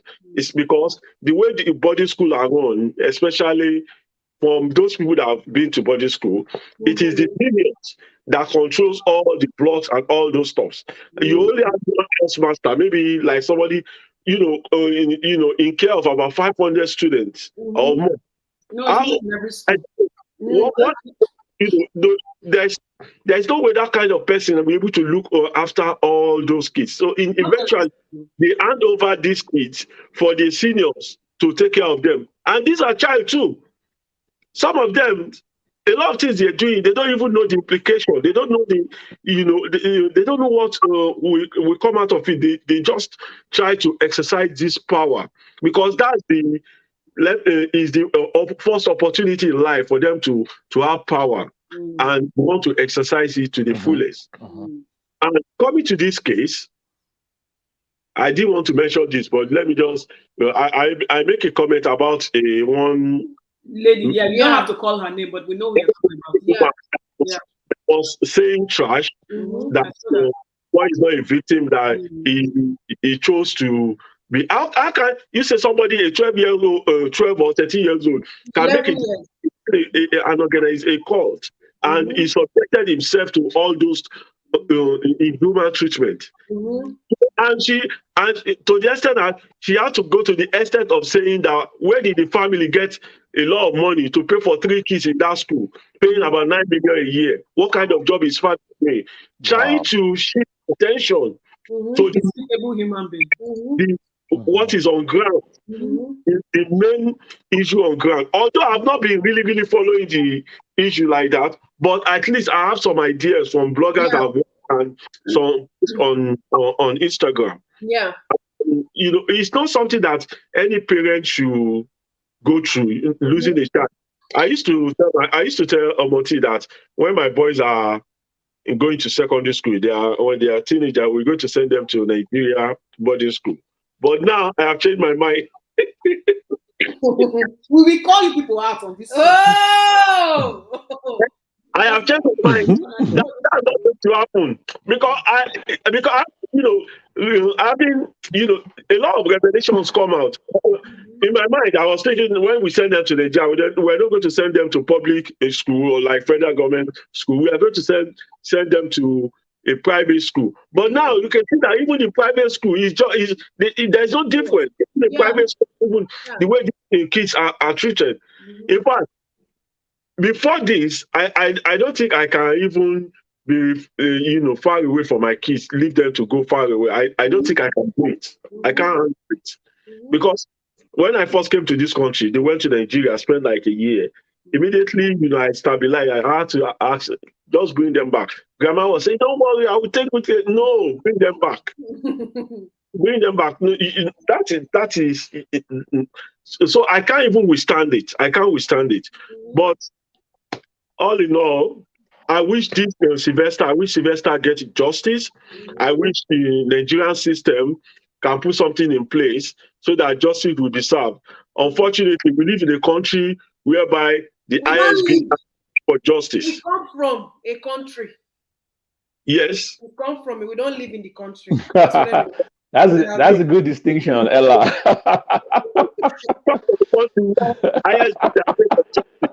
Yeah. Like what you were saying now, they might, for social media sake, they might say, "Oh, these guys have been sentenced, they've been prosecuted." Once you confirm they are really, serving their time. They do replace prisoners in Nigeria. People will serve for someone else. Some of these politicians that you think that they have been sentenced, everybody will be happy on social media, "Oh, finally justice is served." Go and check them. They might not be there. There was a time a guy was sentenced, a one Yahoo boy, he was sentenced to prison. But do you know that I think it was FBI or he now did another fraud that, he did another fraud that made international security organizations like FBI to have interest, and they traced the guy to Nigeria. This is somebody that was supposed to be in prison, but he was doing another fraud. Wow. This is what happened. Guy will be in the prison in day, if you go during the day, you will see that he's there, even though he's in prison. He has a special place, but he doesn't sleep there overnight. He goes every evening. The controller of that prison, I think he was sacked. I think they had to charge him too. And this guy was, rearrested. I'm not sure. Maybe he was extradited to US. But this is what happens in Nigeria. This is what happens. It's only the poor. It's only the poor that will eventually get the will be prosecuted. Yeah. Doesn't get what they deserve when they commit this kind of offense. It's just unfortunate. It's just unfortunate. But what's your advice to parents? My advice to parents. As a father, yeah. As a father, my advice to parents is number one, you have to, first of all, as a parent, you need to get the trust of your kids in such a way that you have to be able to communicate with them up to the level so that they will have the trust. You need to give them that confidence that to encourage them, give them that confidence. If there's anybody doing anything to you, speak to me. I am here to protect you. There is no one that can love you like me. I am the only one that have your interest. If somebody is threatening you, I am going to take action immediately. If it's to take you away from that school or to something, because if you don't tell me, if something happened bad, it's going to affect us. So you need to first of all gain the trust, be close to them, relate with them. Don't be that kind of parent that the kid wants to say, "Oh, Daddy, I want to say that. Don't worry, I'm busy. When I get back, I'm going to I will talk about it." It happens to me. Do you know? I was going to work. I just started my banking job, a young, I was in 9, maybe a year working. And my mom told me, "Oh, Sam, I want to tell you something." I said, "I am late. I need to quickly go and get to office." That was the last time my mom died that day. I don't know what she wanted to tell me. I just said, "Oh, I can't wait. I'll get when we talk about it." Then I was still living with my parents then while I started working. Till today, I still feel like, oh, I didn't even what did she want to tell me? So, if a child wants to tell you something, it might be maybe if you have listened, maybe there's something bad that wanted to happen to the child. Maybe it would have happened or something like that. You have taken action or do something. So we have to, as a parent, you have to make sure that you listen to your child, talk to them, and you have to very, very, very observant. You have to, very observant as a parent, because when I see my kids, I can easily say that something is wrong. When I talk to them, I say, "Bella," and I can see that, say, "Bella, come, what happened?" I can say, if I can say what happened for like 5 times before she eventually tell me, I'm here to listen. Because I could, each one of them, even my boys, the moment I see their counting, I already know something happened. Or even when I did something to them and I unintentionally and I didn't know, I would have seen their countenance change. What did I do? So as a parent, you need to interact and relate with your kids. We shouldn't raise our kids like we were raised, like our parents raised us. Those days when they say, "Keep quiet, don't say this, don't do that," let them speak out. Listen to them, gain their trust, ask them questions about what happened in their school daily and everything, and take time, spend time with them. When you spend time with them, they will also be able to talk to you. Like when we talked, the last time we were doing intentional parenting, I said, I spend time with my kids. If I want to go out, I go out at night. That's why I prefer I will go to club, which is night when they are gone to bed. But during the day, I'm always at home with them. I spend a lot of time with them. That is why even my job now, since the COVID-19, I've been looking for a job that will give me so much time to work from home. I've changed job like 3 times. I'm going to start another one in January. And the reason why I'm changing this one is because this one will give me more flexibility to spend time to work from home. Because my job now normally I can work from anywhere. Why do I have to come to office?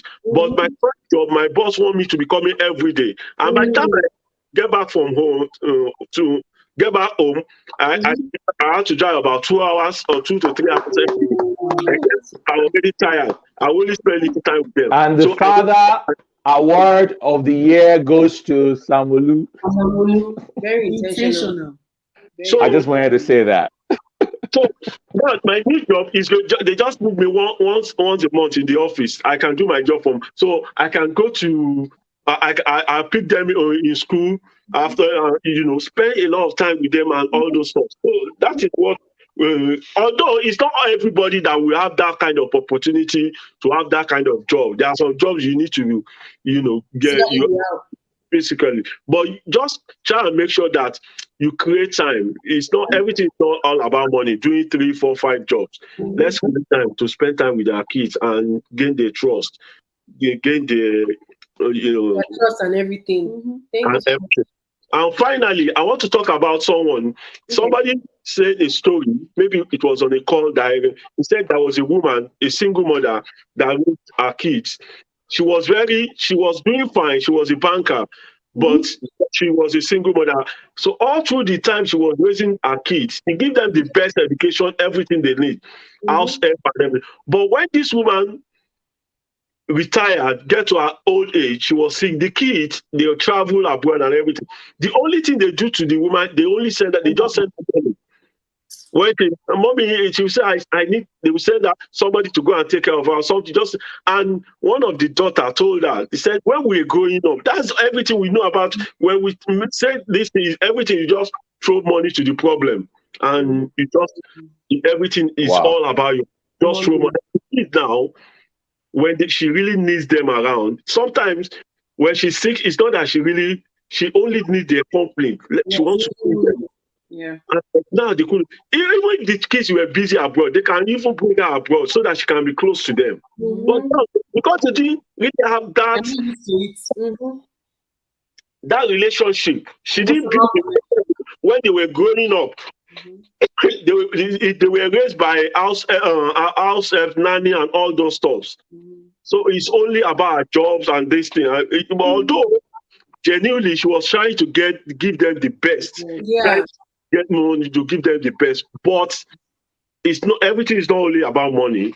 Relationship, being there for them, always be intentional to give them the time they need. It's very important for parents. Thank you so much for sharing your story, and thank you for sharing a bit, going a bit personal about your options, and you taking advantage of those options and making extra effort to be intentionally there and highlighting the importance of physical presence in the life of a child, because we can never get those years back, and those are the memories the common sense sisters we have today. Those are the memories, and that's why we are able to do what we are doing on this platform. It didn't come by accident. We are products of intentional parenting. So thank you so much, Samulu, for sharing, and for that also story too. I think that so many people would learn from it. Okay. Yeah. Hello, Jay. We see you. You can unmute yourself. Hello. How are you doing? Can you hear my voice? Yes, we can. How are you? I'm good. Merry Christmas. Happy holidays. Whatever you guys celebrate. It's good to see you. It's been a while. So welcome back. Thank you. Okay. So I went to boarding school. Private or public? Pardon? Private or public? Private. Okay. Okay. So I know that people are trying to differentiate between public and private, and maybe there are some differences, but let me just shed a little bit of light on my experience. And I feel like nothing that I will say is new. But when I went to secondary school, this was the early 2000s. So I went to secondary school at I was 9 when my parents sent me to boarding school. And I don't know, for me I wasn't so bad, I guess, because my parents were workers at the school. So in terms of bullying, I guess because my parents were there, people couldn't physically bully me or harm me because they knew that my parents were in close proximity. However, I did see people getting bullied, people getting emotionally manipulated or abused. Even for me personally, I know that even though people weren't able to physically, bully me, they were able to say things or do things that still stick with me till today. And then let's even go back to I don't know, I just feel weird, like when this whole Sylvester thing has we've been talking about it for a while now. I've never really thought about like the effect of what boarding school can do to a child. But as for me, I don't recommend sending your kids to boarding school, period. Whether it's private, whether it's on top of the mountain somewhere, it's a huge thing to give your kids away to strangers. I don't care where you're sending them to, but you're essentially shipping your kids to strangers to take care of. And then those strangers will pawn your kids off, like Samuel already said, to the seniors and other kids.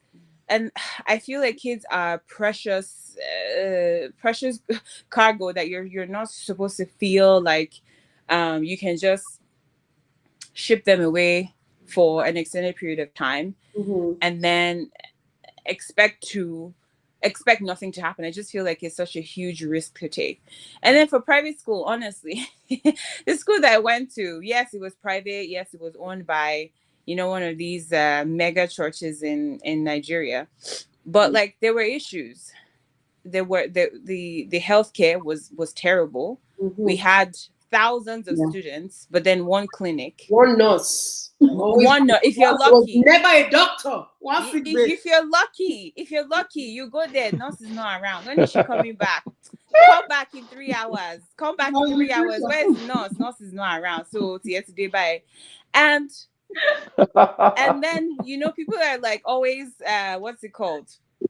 Because these people are not well equipped. If a child is sick, the first thing they will treat you for is malaria. And it's like, bro,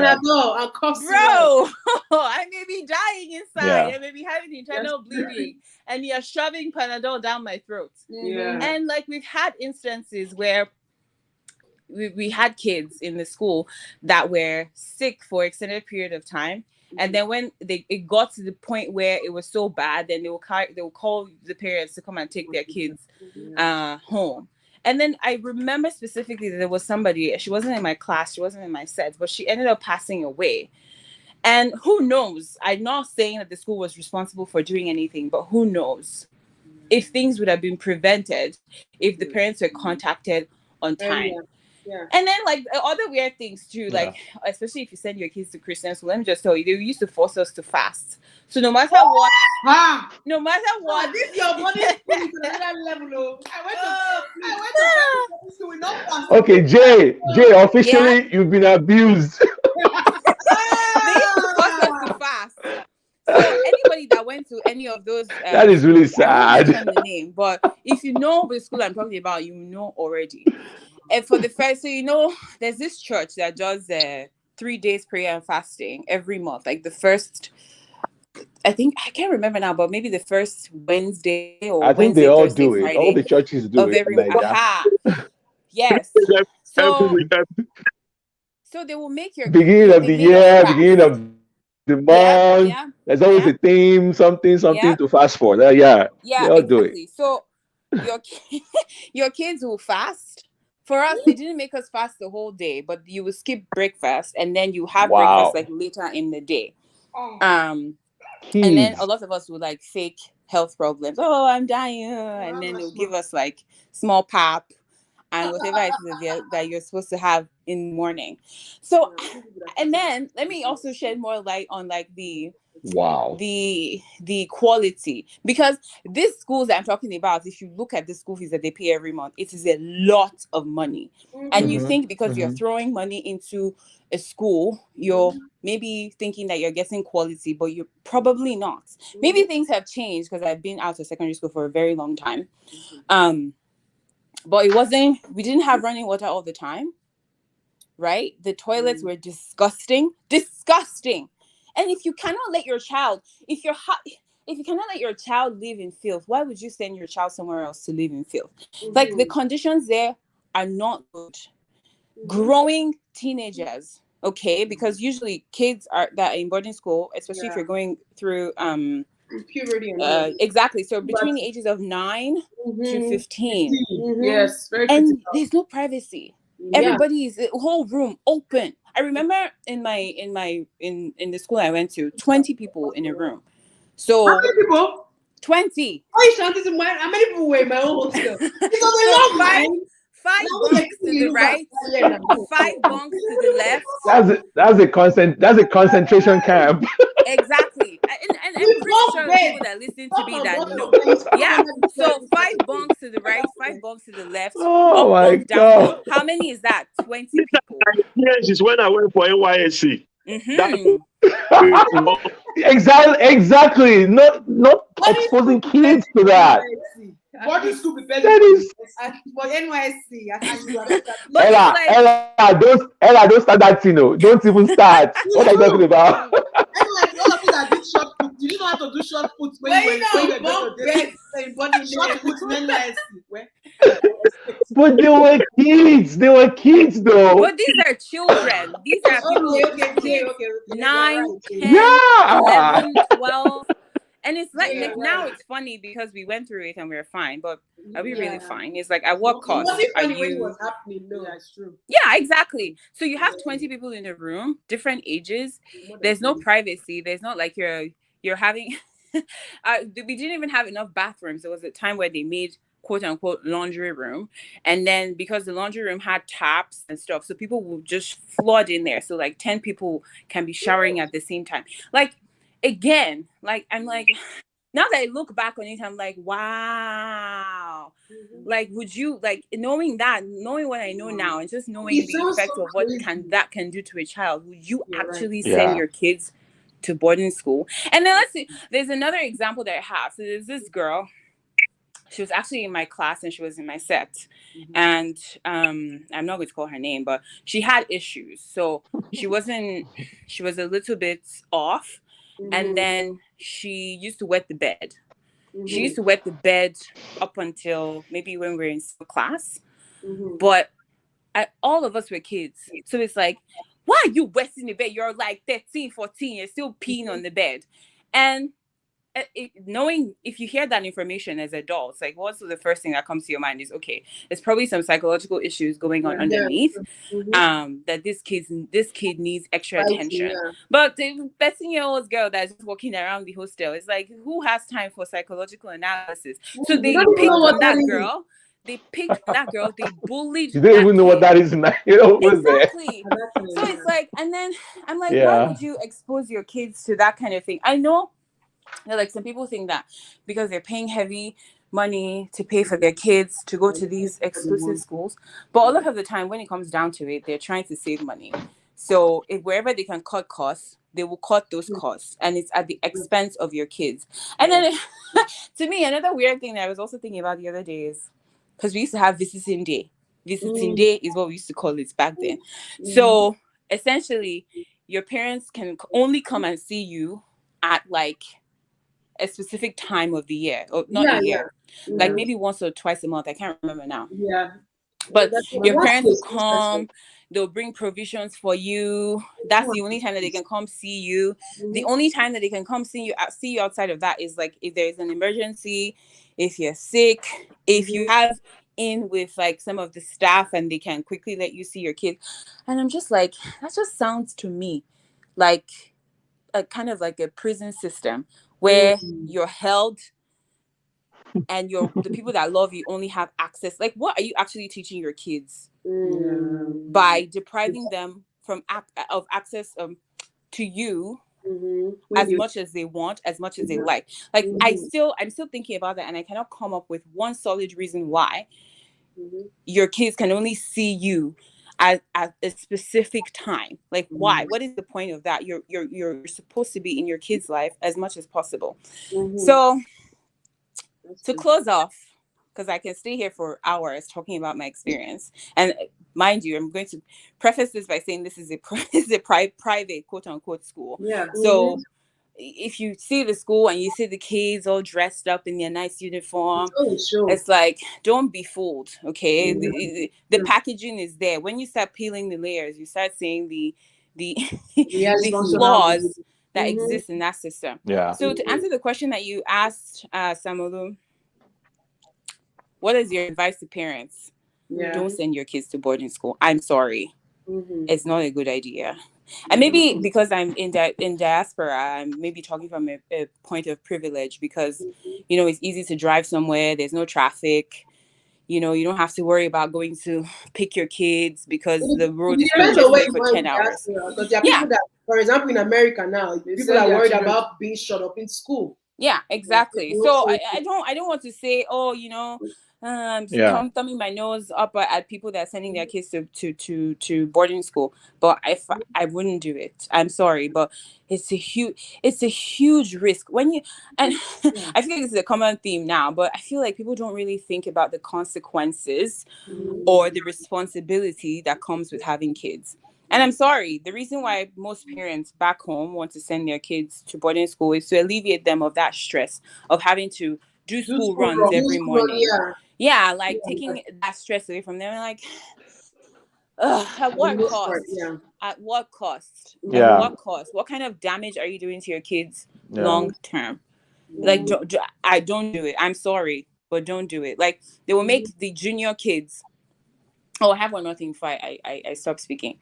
But when you go to secondary school, and I'm sure common sense says you know, the toilet is the most disgusting. I know. I really don't want to be remembering the toilet, but I really do not. Okay, from my experience, the toilet is the most disgusting chore. So you know how they'll give you yes, if you're a junior, you will wash toilet. Let me tell you, if you see like on my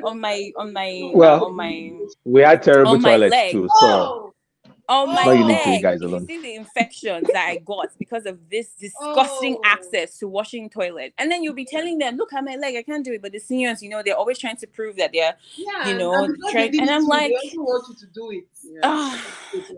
No, don't do it. Do not do it. The psychological, physical effects of those things, I don't think it is worth it at all.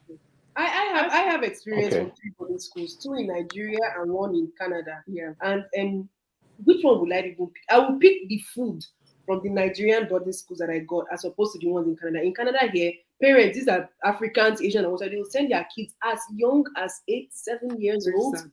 These people are coming from China, Nigeria, Russia, sending their kids over here to Canada in the freezing cold. So it's like you can never really understand the experience of that child. And if they're going through something, you cannot really, it's not going to be the same as you being physically there and present for them. And and the younger you are, the more expensive it is. For example, you have people paying $30-something thousand as at many years ago for tuition. So I can see where, the toilets were very, very good at least for the ones in Canada, but I clearly see psychological impact. Psychological impact. Can I say something real quick, guys? Time you need to spend with your kids. So it's like, go on, Toby. Yeah, I just want to say that. So my personal sentiments aside regarding boarding, I've never been a fan of boarding school, never, and I maintain that. But I also think that sometimes some parents don't have the choice. So we can't generalize. And say that as a parent, all boarding schools are terrible. There are amazing boarding schools out there that are doing amazing work and all of that. Also, sometimes it may be a single parent household where that single parent or guardian does not necessarily have.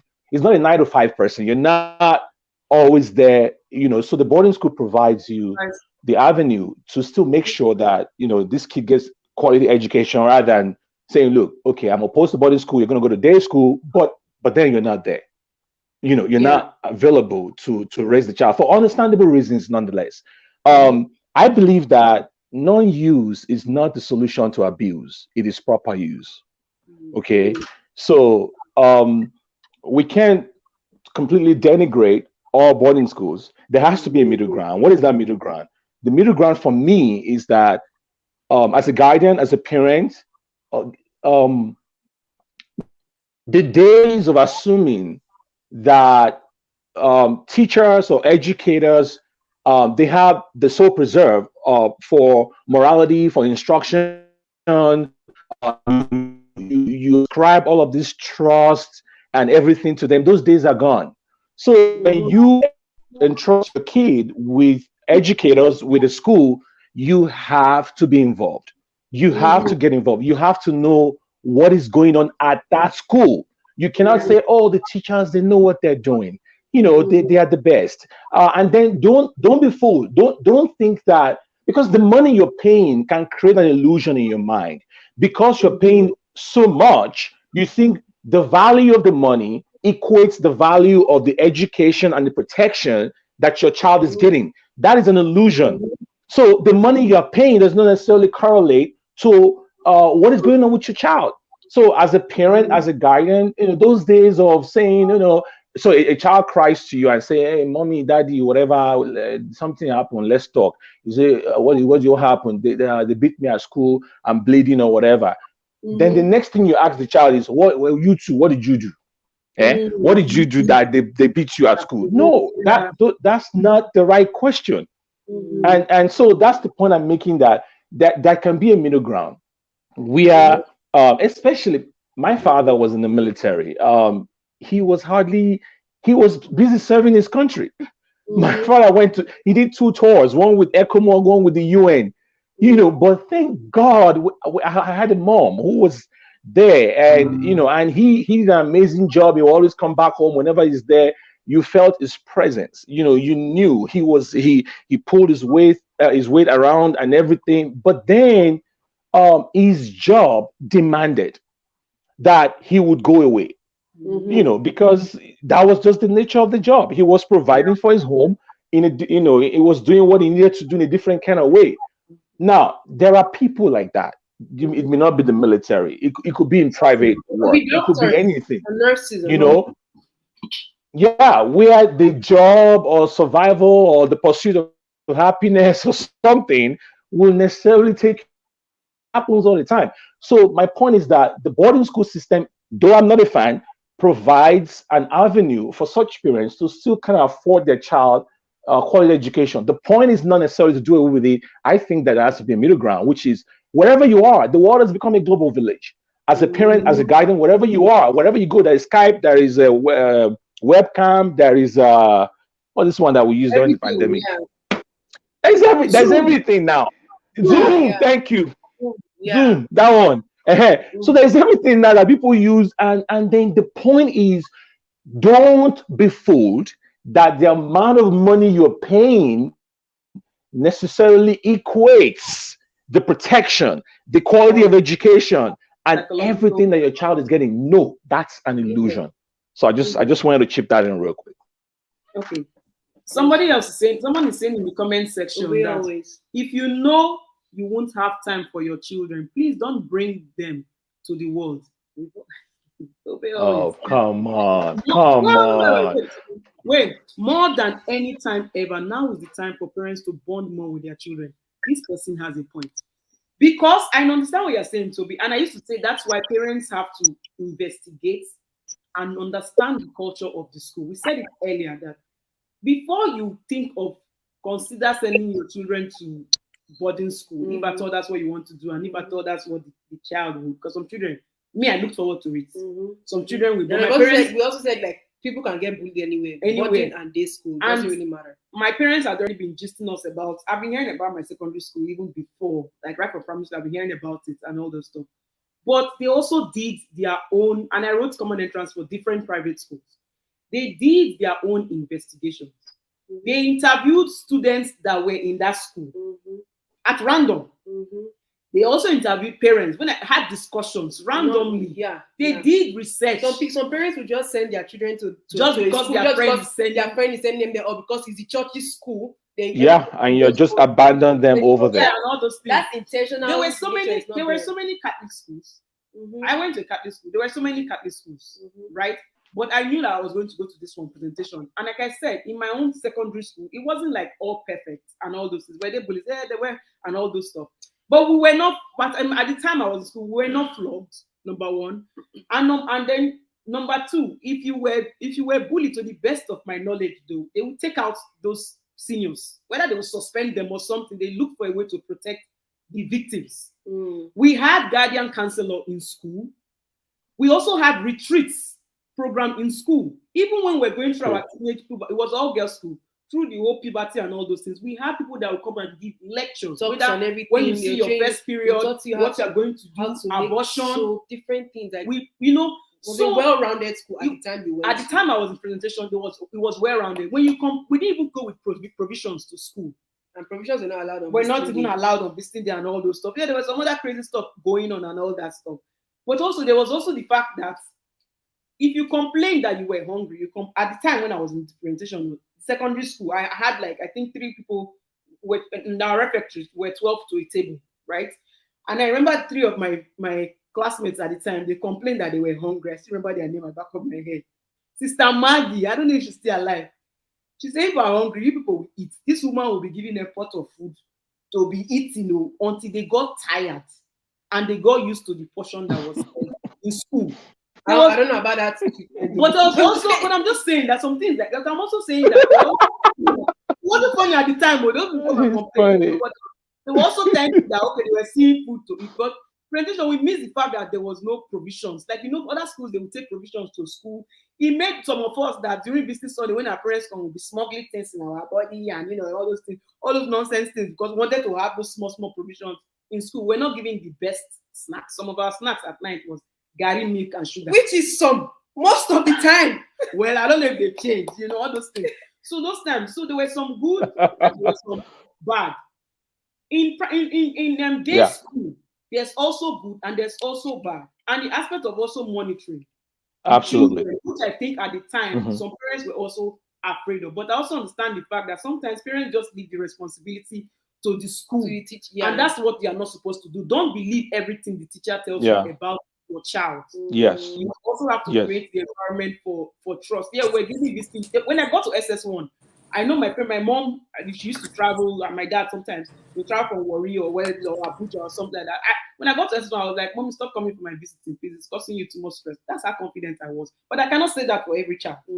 Up to the end that if my mother did not show up for visiting, but she looked for a way, other parents were coming to give something or to write letter. Those days we wrote letters. In school, they will even come and call my parents. Even inside within the same house, my mom used to write letter to us. If she has to leave the house, if we come on holiday, and she knows that we're not going to be awake. She's going out in the morning to somewhere. She knows we're not going to be awake. Even if I don't remember if text messages to render that, but she will write a note, put it beside our bed. When we wake up in the morning, we see it.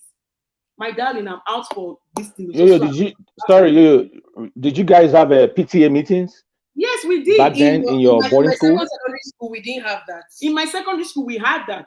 We had PTA. In the second one I went to, we didn't have that. And they had didn't want it. They had PTA meetings, and they were evolving over time. So there will be PTA meetings. So your parents were required. Were they required to show up for the PTA meetings, right? They were required to show up. I don't know if they were required, but students also. It was called PTSA. PTSA, parents, students, and teachers. Yes, it was PTSA. You see, that's where these guys are lucky. Day school, your parents did not show up for PTA meeting. You are dead.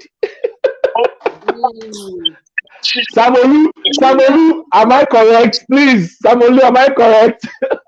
Samolu, we cannot hear you. Can you hear me? Some of us will hire parents to to be. Thank you. If your parent is not sure of PTA meeting was huge for day school. I will not get of the PTA. Give the parent the name. Please help me write my name down. You are also my friend.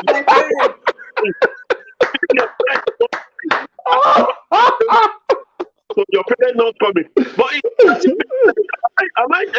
why should I punish for? Thank you. Yeah. Thank you. I've never understood it. Why are you punishing me for PTA meeting that my parents didn't show up for? It never made sense to me. So the following day of the PTA meeting, they will call the names, all the names that their parents showed up. If you hear your name, come out. Come outside. So all of you that your name was on the list, you can go to your class now. The rest of us that are, it doesn't matter. Like me, it doesn't matter. My father is busy serving his country in some war somewhere in another country. It doesn't matter if your mother is hospitalized somewhere. It doesn't matter what legit reason you have. They will flog you. You will regret the day you were born. Their student in the month. They did not flog. Everything is political. I heard about homeschooling in Nigeria. I don't know. I've never heard about homeschooling in Nigeria. We only focusing on the bullying alone, but there's aspect of boarding school which a lot of people that are gay, lesbian today were sodomized in school. Yes. This is what changed their orientation. Yes. Some of them were abused through that system, or let's say they were initiated into that attitude system. And these are things that a lot of them they don't even report it, because if you there was a text message between Sylvester's sister and one of the guy that abused bullied this guy. What that guy put there? Did he also tell you guys that he collects from back? That guy was just before he passed away. Did he tell you that he collects from back? Can you imagine? Also sexually abused by same students. Yeah. Exactly. Just like what happened to Don Davis. Yeah, exactly. Always that happening in boarding school. That's they're too shy, afraid to speak out. It's not only the boys, it's also among the girls too. A lot of people initiated, they've been put into this because they were in boarding school. Yeah, true. You are very, very right. You are very, very right. Hello, Ugo. Welcome, Ugo. Ugo, can you hear us? Ugo? Hi. Okay, we can hear you now. Hi guys. I'd like to quickly say something quick. I'd like to quickly say something. I know that I went to boarding house. I went to boarding school, but I didn't have a federal government college. Okay. But we were the pioneers. So we started the school. So I didn't experience any kind of bullying from students, my fellow students. But the only bullying that I experienced was from a teacher. It wasn't bullying. He flogged me. And I went straight to the principal. So my school then had an open door policy. My principal was, as I think, the best I've ever seen. She when we were in JSS1, she slept in our dormitory. Wow. Yeah, she slept with us. Like, she had her own bunk,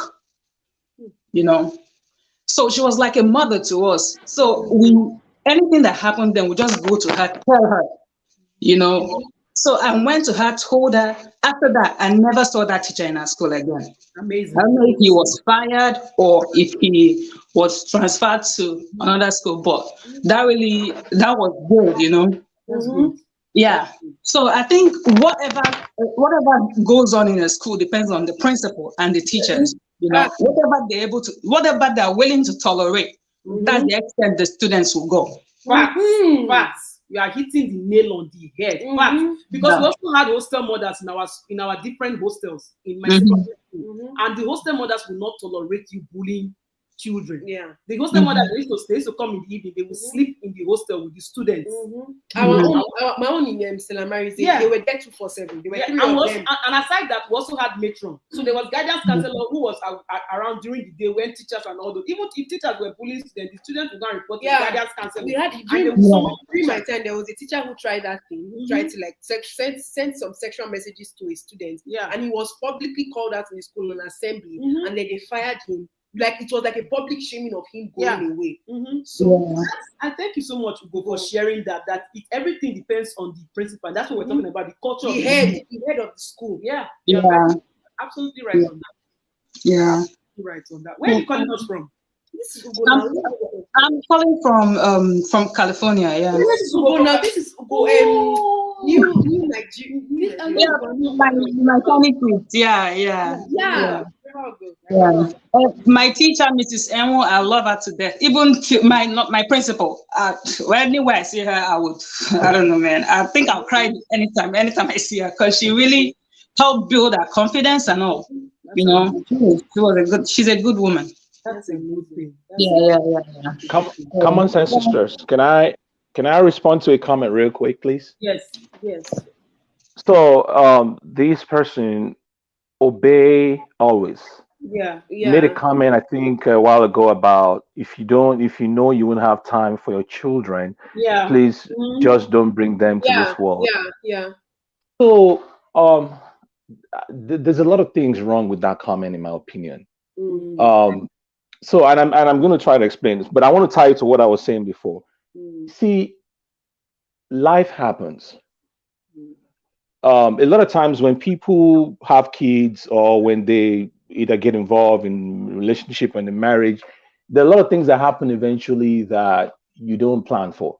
You don't say, I'm going to have a child, or I'm going to get married and I'm going to get divorced, and then I'm going to become a single parent, and then then I won't have time for the kid, and then I can abandon the kid somewhere. Nobody talks like that. Nobody plans for that, but it happens. Sometimes you change career. Sometimes it's just life, But okay, how about even the home you're building? Something goes wrong, and then these kids they bear the brunt of it all. You didn't plan for that, but it happens. And now that it has happened, what do you do? So my point is that on a very pragmatic level, you cannot say that if you don't have time for kids, don't bring them. No, but what we're saying is that regardless of your good intentions, regardless of where life has found you, the boarding school, it does provide an avenue for you so that you can do other things, you can live your life, you can move on, quote unquote, move on and still live life. But what I was saying is, do not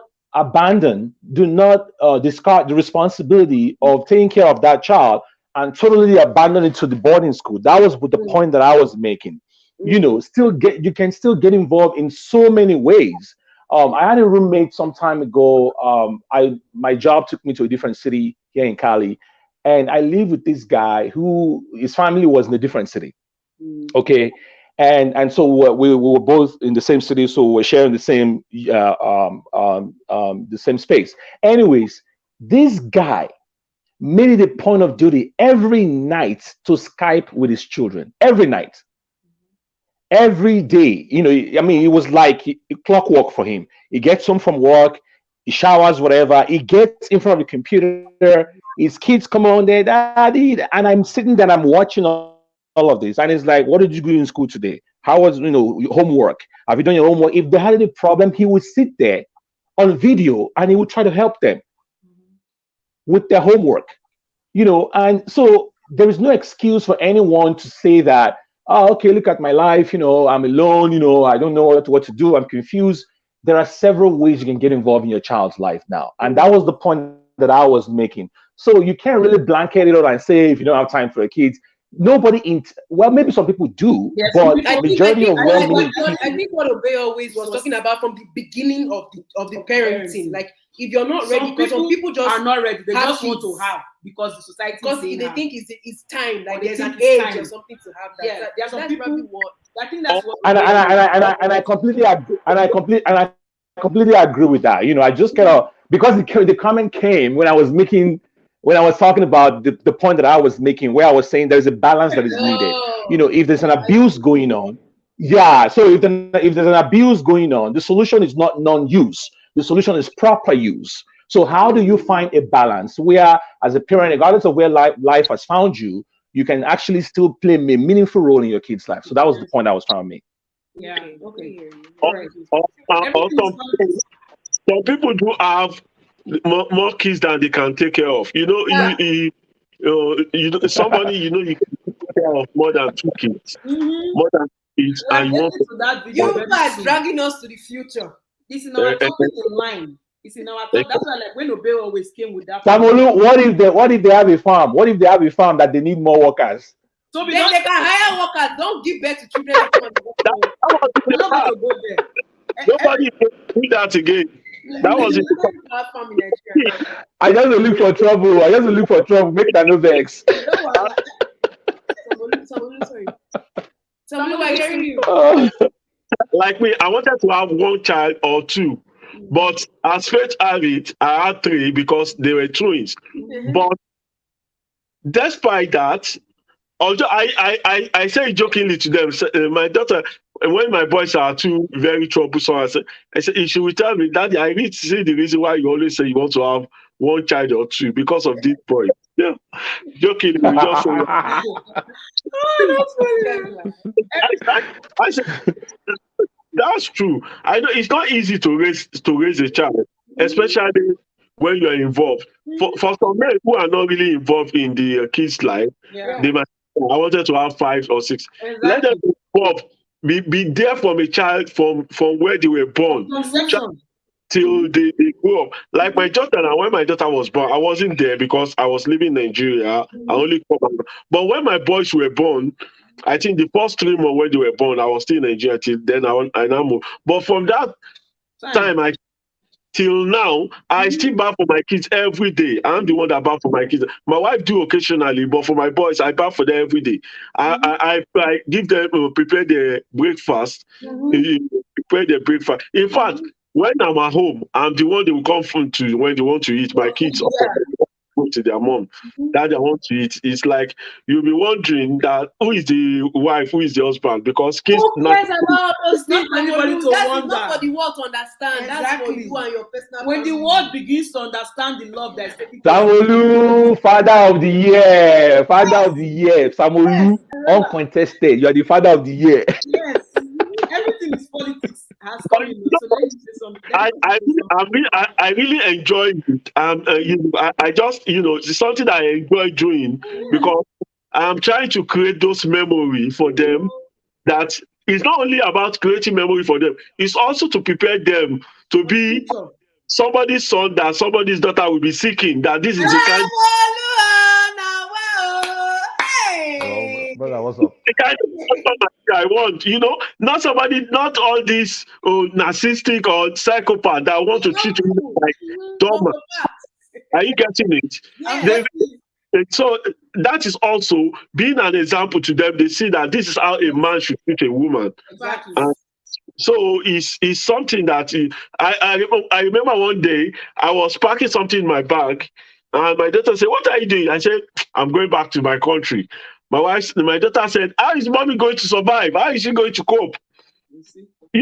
That what she said really touched me. She said, "How is mommy going to survive? Who is going to take care of us?" Because she knows that it's going to be a lot of work for her, a little to do. Because she know what I'm doing. If I've not been doing anything, she won't even make that statement. Yeah. She knows that this is what I really do every day for them. So that how is mommy going to do all this alone if you're not here? So it's very good to be very intentional. Being there for her. It's not only that we'll be intentional, we are also setting example for this. We are raising them to be a responsible citizen, responsible in the future. The wives or whatever they want to be when they grow up. You're already preparing the way for them, and that is it. It will just come natural to them because that's what they see growing up. That would be my final contribution because I want to go now. Yeah, thank you so much, Samolu. We appreciate you. Thank you. Thank you.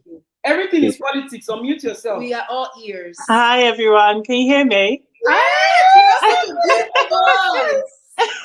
It's such a pleasure to join your conversation. I thought I dialed in because I kept sending messages, and I thought maybe I should just dial in and just have a quick chat. I'm really enjoying the convo. Samolu, he won the Dad of the Year. Really, just great tips there. All right, so I had a few comments. Really, as you can tell probably from my accent, I'm dialing from the UK, London specifically.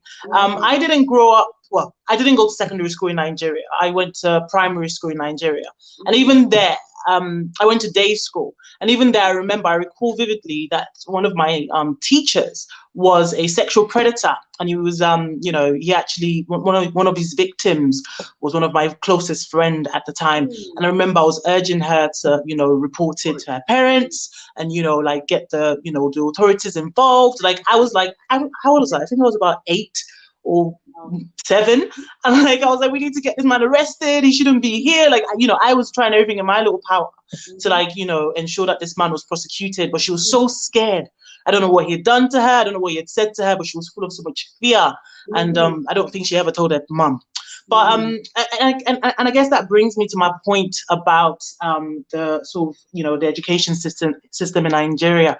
As a lot of people have obviously alluded to, there's just so much, right, that needs to be changed, right? Like there's so much changes that need to happen. So much needs to change in our society. But really, with regards to the sexual piece, I have a few questions and I guess sort of a few comments as well.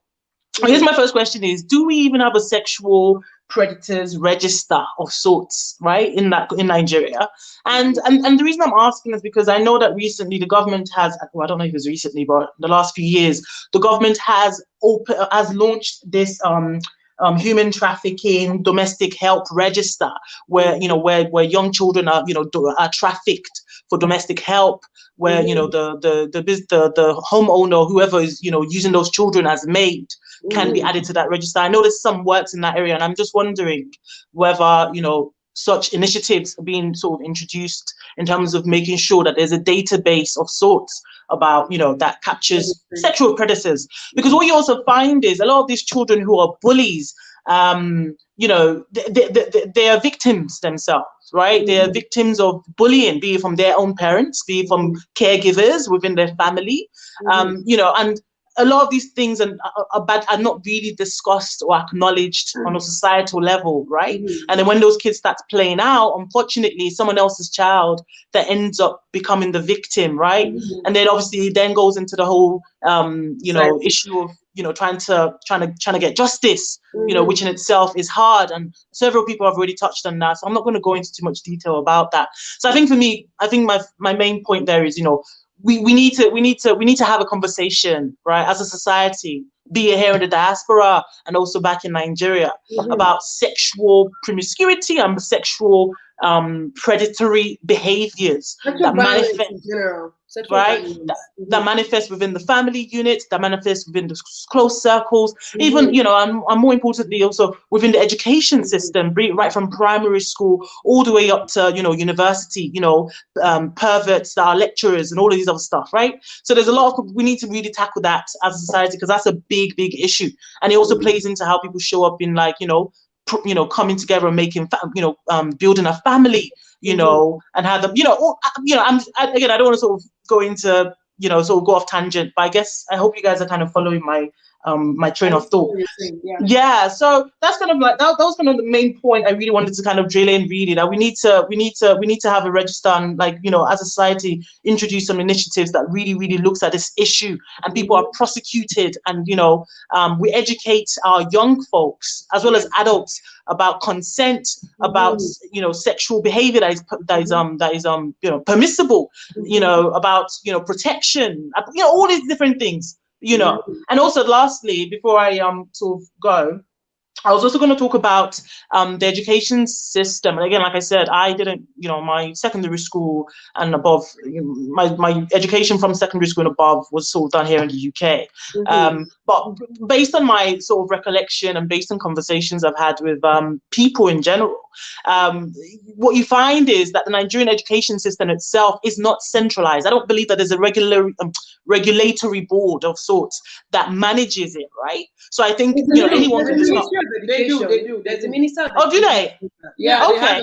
Right. The education system has been good in the past. Yeah. It's just that it's dwindling, but it's not everywhere that it's going down. And by education, we're talking about like academic stuff, not like sports or extracurricular activities. Yeah.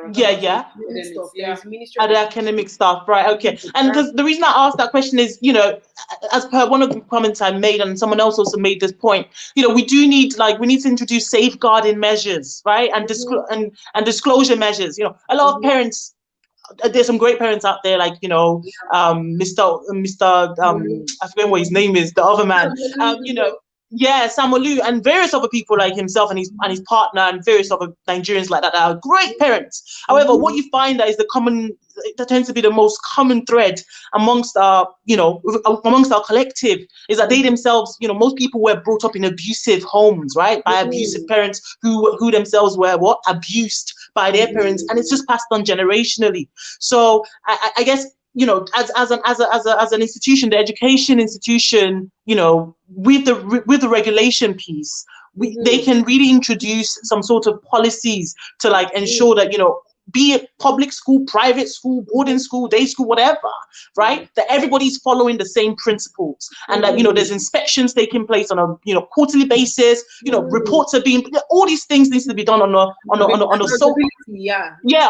structural level, because we cannot just put the onus on the parents and the children or the victims alone, because we already know that itself, is a very fragmented piece. But on a structural level, we need to really address these issues. So my heart is with all of the parents and all of the families of the victims, and I really do hope that they do, get justice. But as a society, man, like, we have a lot to do, and your channel, what you guys are doing here is raising great awareness. So kudos to you, and that's it. I'll leave it there. So thanks for having me. Thank you so much. We appreciate your contribution. It's sweet to hear your voice, and thank you for dialing in. Yes, thank you so much. We appreciate you. Yeah, so it's true. Structural rules and regulations and policies need to be in place where schools are held accountable. Yes, and they have, apart from just being in place, because Nigeria, what they do is they just go and cut ribbons, and that's the beginning. But they never actually follow up on a day-to-day, week-to-week basis. Because if they are done background check on the current principal of the Darwin College, they will realize that her track record from the previous school was bad, and she will not be employed there as the principal or of that anywhere school, else, or anywhere else around kids. She will not be employable around kids. Exactly. If there was a database to show all these things, Nigeria doesn't really keep data. If they do, I'm not aware. But for the most part, they really don't. And the thing that you were talking about, the sexual piece and sexual violence, we have a video on our channel too, about 30 minutes, where we broke everything down on different aspects of what sexual violence means. And there's a hierarchy of what it means, before getting to the extremity of rape and molestation and all of that. There are things in words and speech and all of that. So we do hear what you're saying, and like, we appreciate your contributions as well. Yeah, so thank you so much, and we hope you have a good day. Do you have anything else to say, because we are rounding up? Yeah, if anybody else has anything to say, then we can round up. Yeah, Jay, do you have anything else to say? Sorry, can you hear me? Yes, we can hear you. I was just listening. You need to speak louder a bit. The line is breaking. You need to speak louder a bit. Can you hear me now? Yes, perfect. Okay, sorry. I was just I was supposed to exit, but then I forgot, and I was just listening to the program. But I don't have anything to add. I guess, I understand what everyone's saying about, we need the overhaul of the system. Definitely that needs to happen for sure.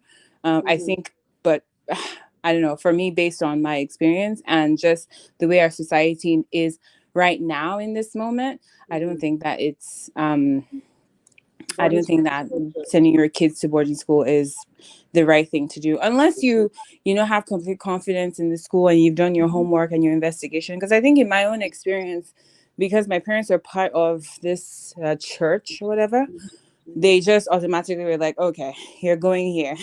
No ifs, ands, or buts, right? So like, you need to do your own investigation, and if that's the decision that you're deciding to take as a parent to send your kids to boarding school, it shouldn't be a hands-off approach. You should be able to have access to your kids whenever you want. And you should also be able to, you should be actively involved in what's going on with the schools. That's what I would say. But left to me, I wouldn't even subscribe to the whole system. That's just me. But thank you for your program, and I will exit now. Thank you so much, Jay. Thank you. Thank you. Bye. Bye. Bye. The wise king, you are indeed very wise. Thank you so much. I'm glad that you're learning a lot, and we're learning a lot too here from everybody on here as well.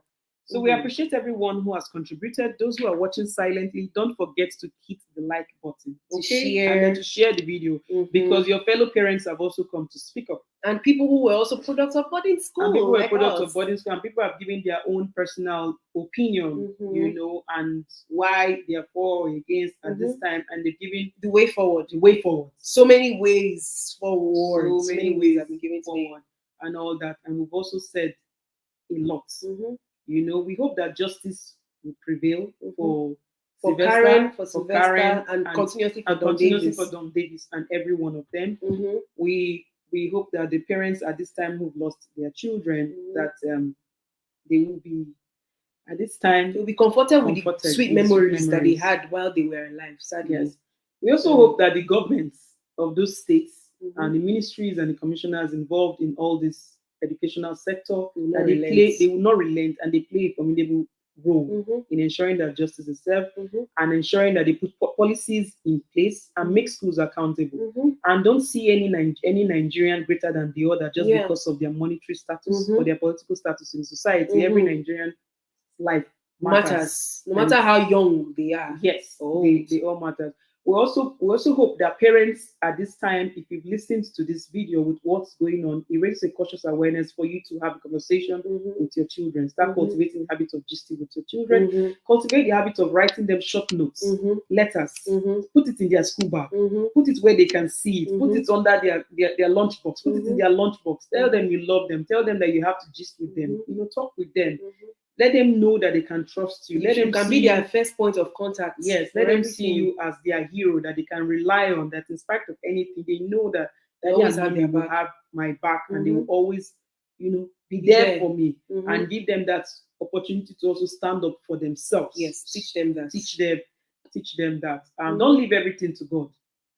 Stop don't spiritualize what's happening in the physical. When physical harm is done, and there's after all despicable behavior, God has given you've humanly produced your children, and your God has given you the responsibility to take care of them. So how is God going to hold you accountable for the products that He gave to you while you were on earth? Exactly. And on this note, we hope that those that will be watching the video, the playback of the video, you leave your thoughts in the comment section, and also make sure that you go through the live comments as well, because people were leaving a lot of wise things and solutions on there.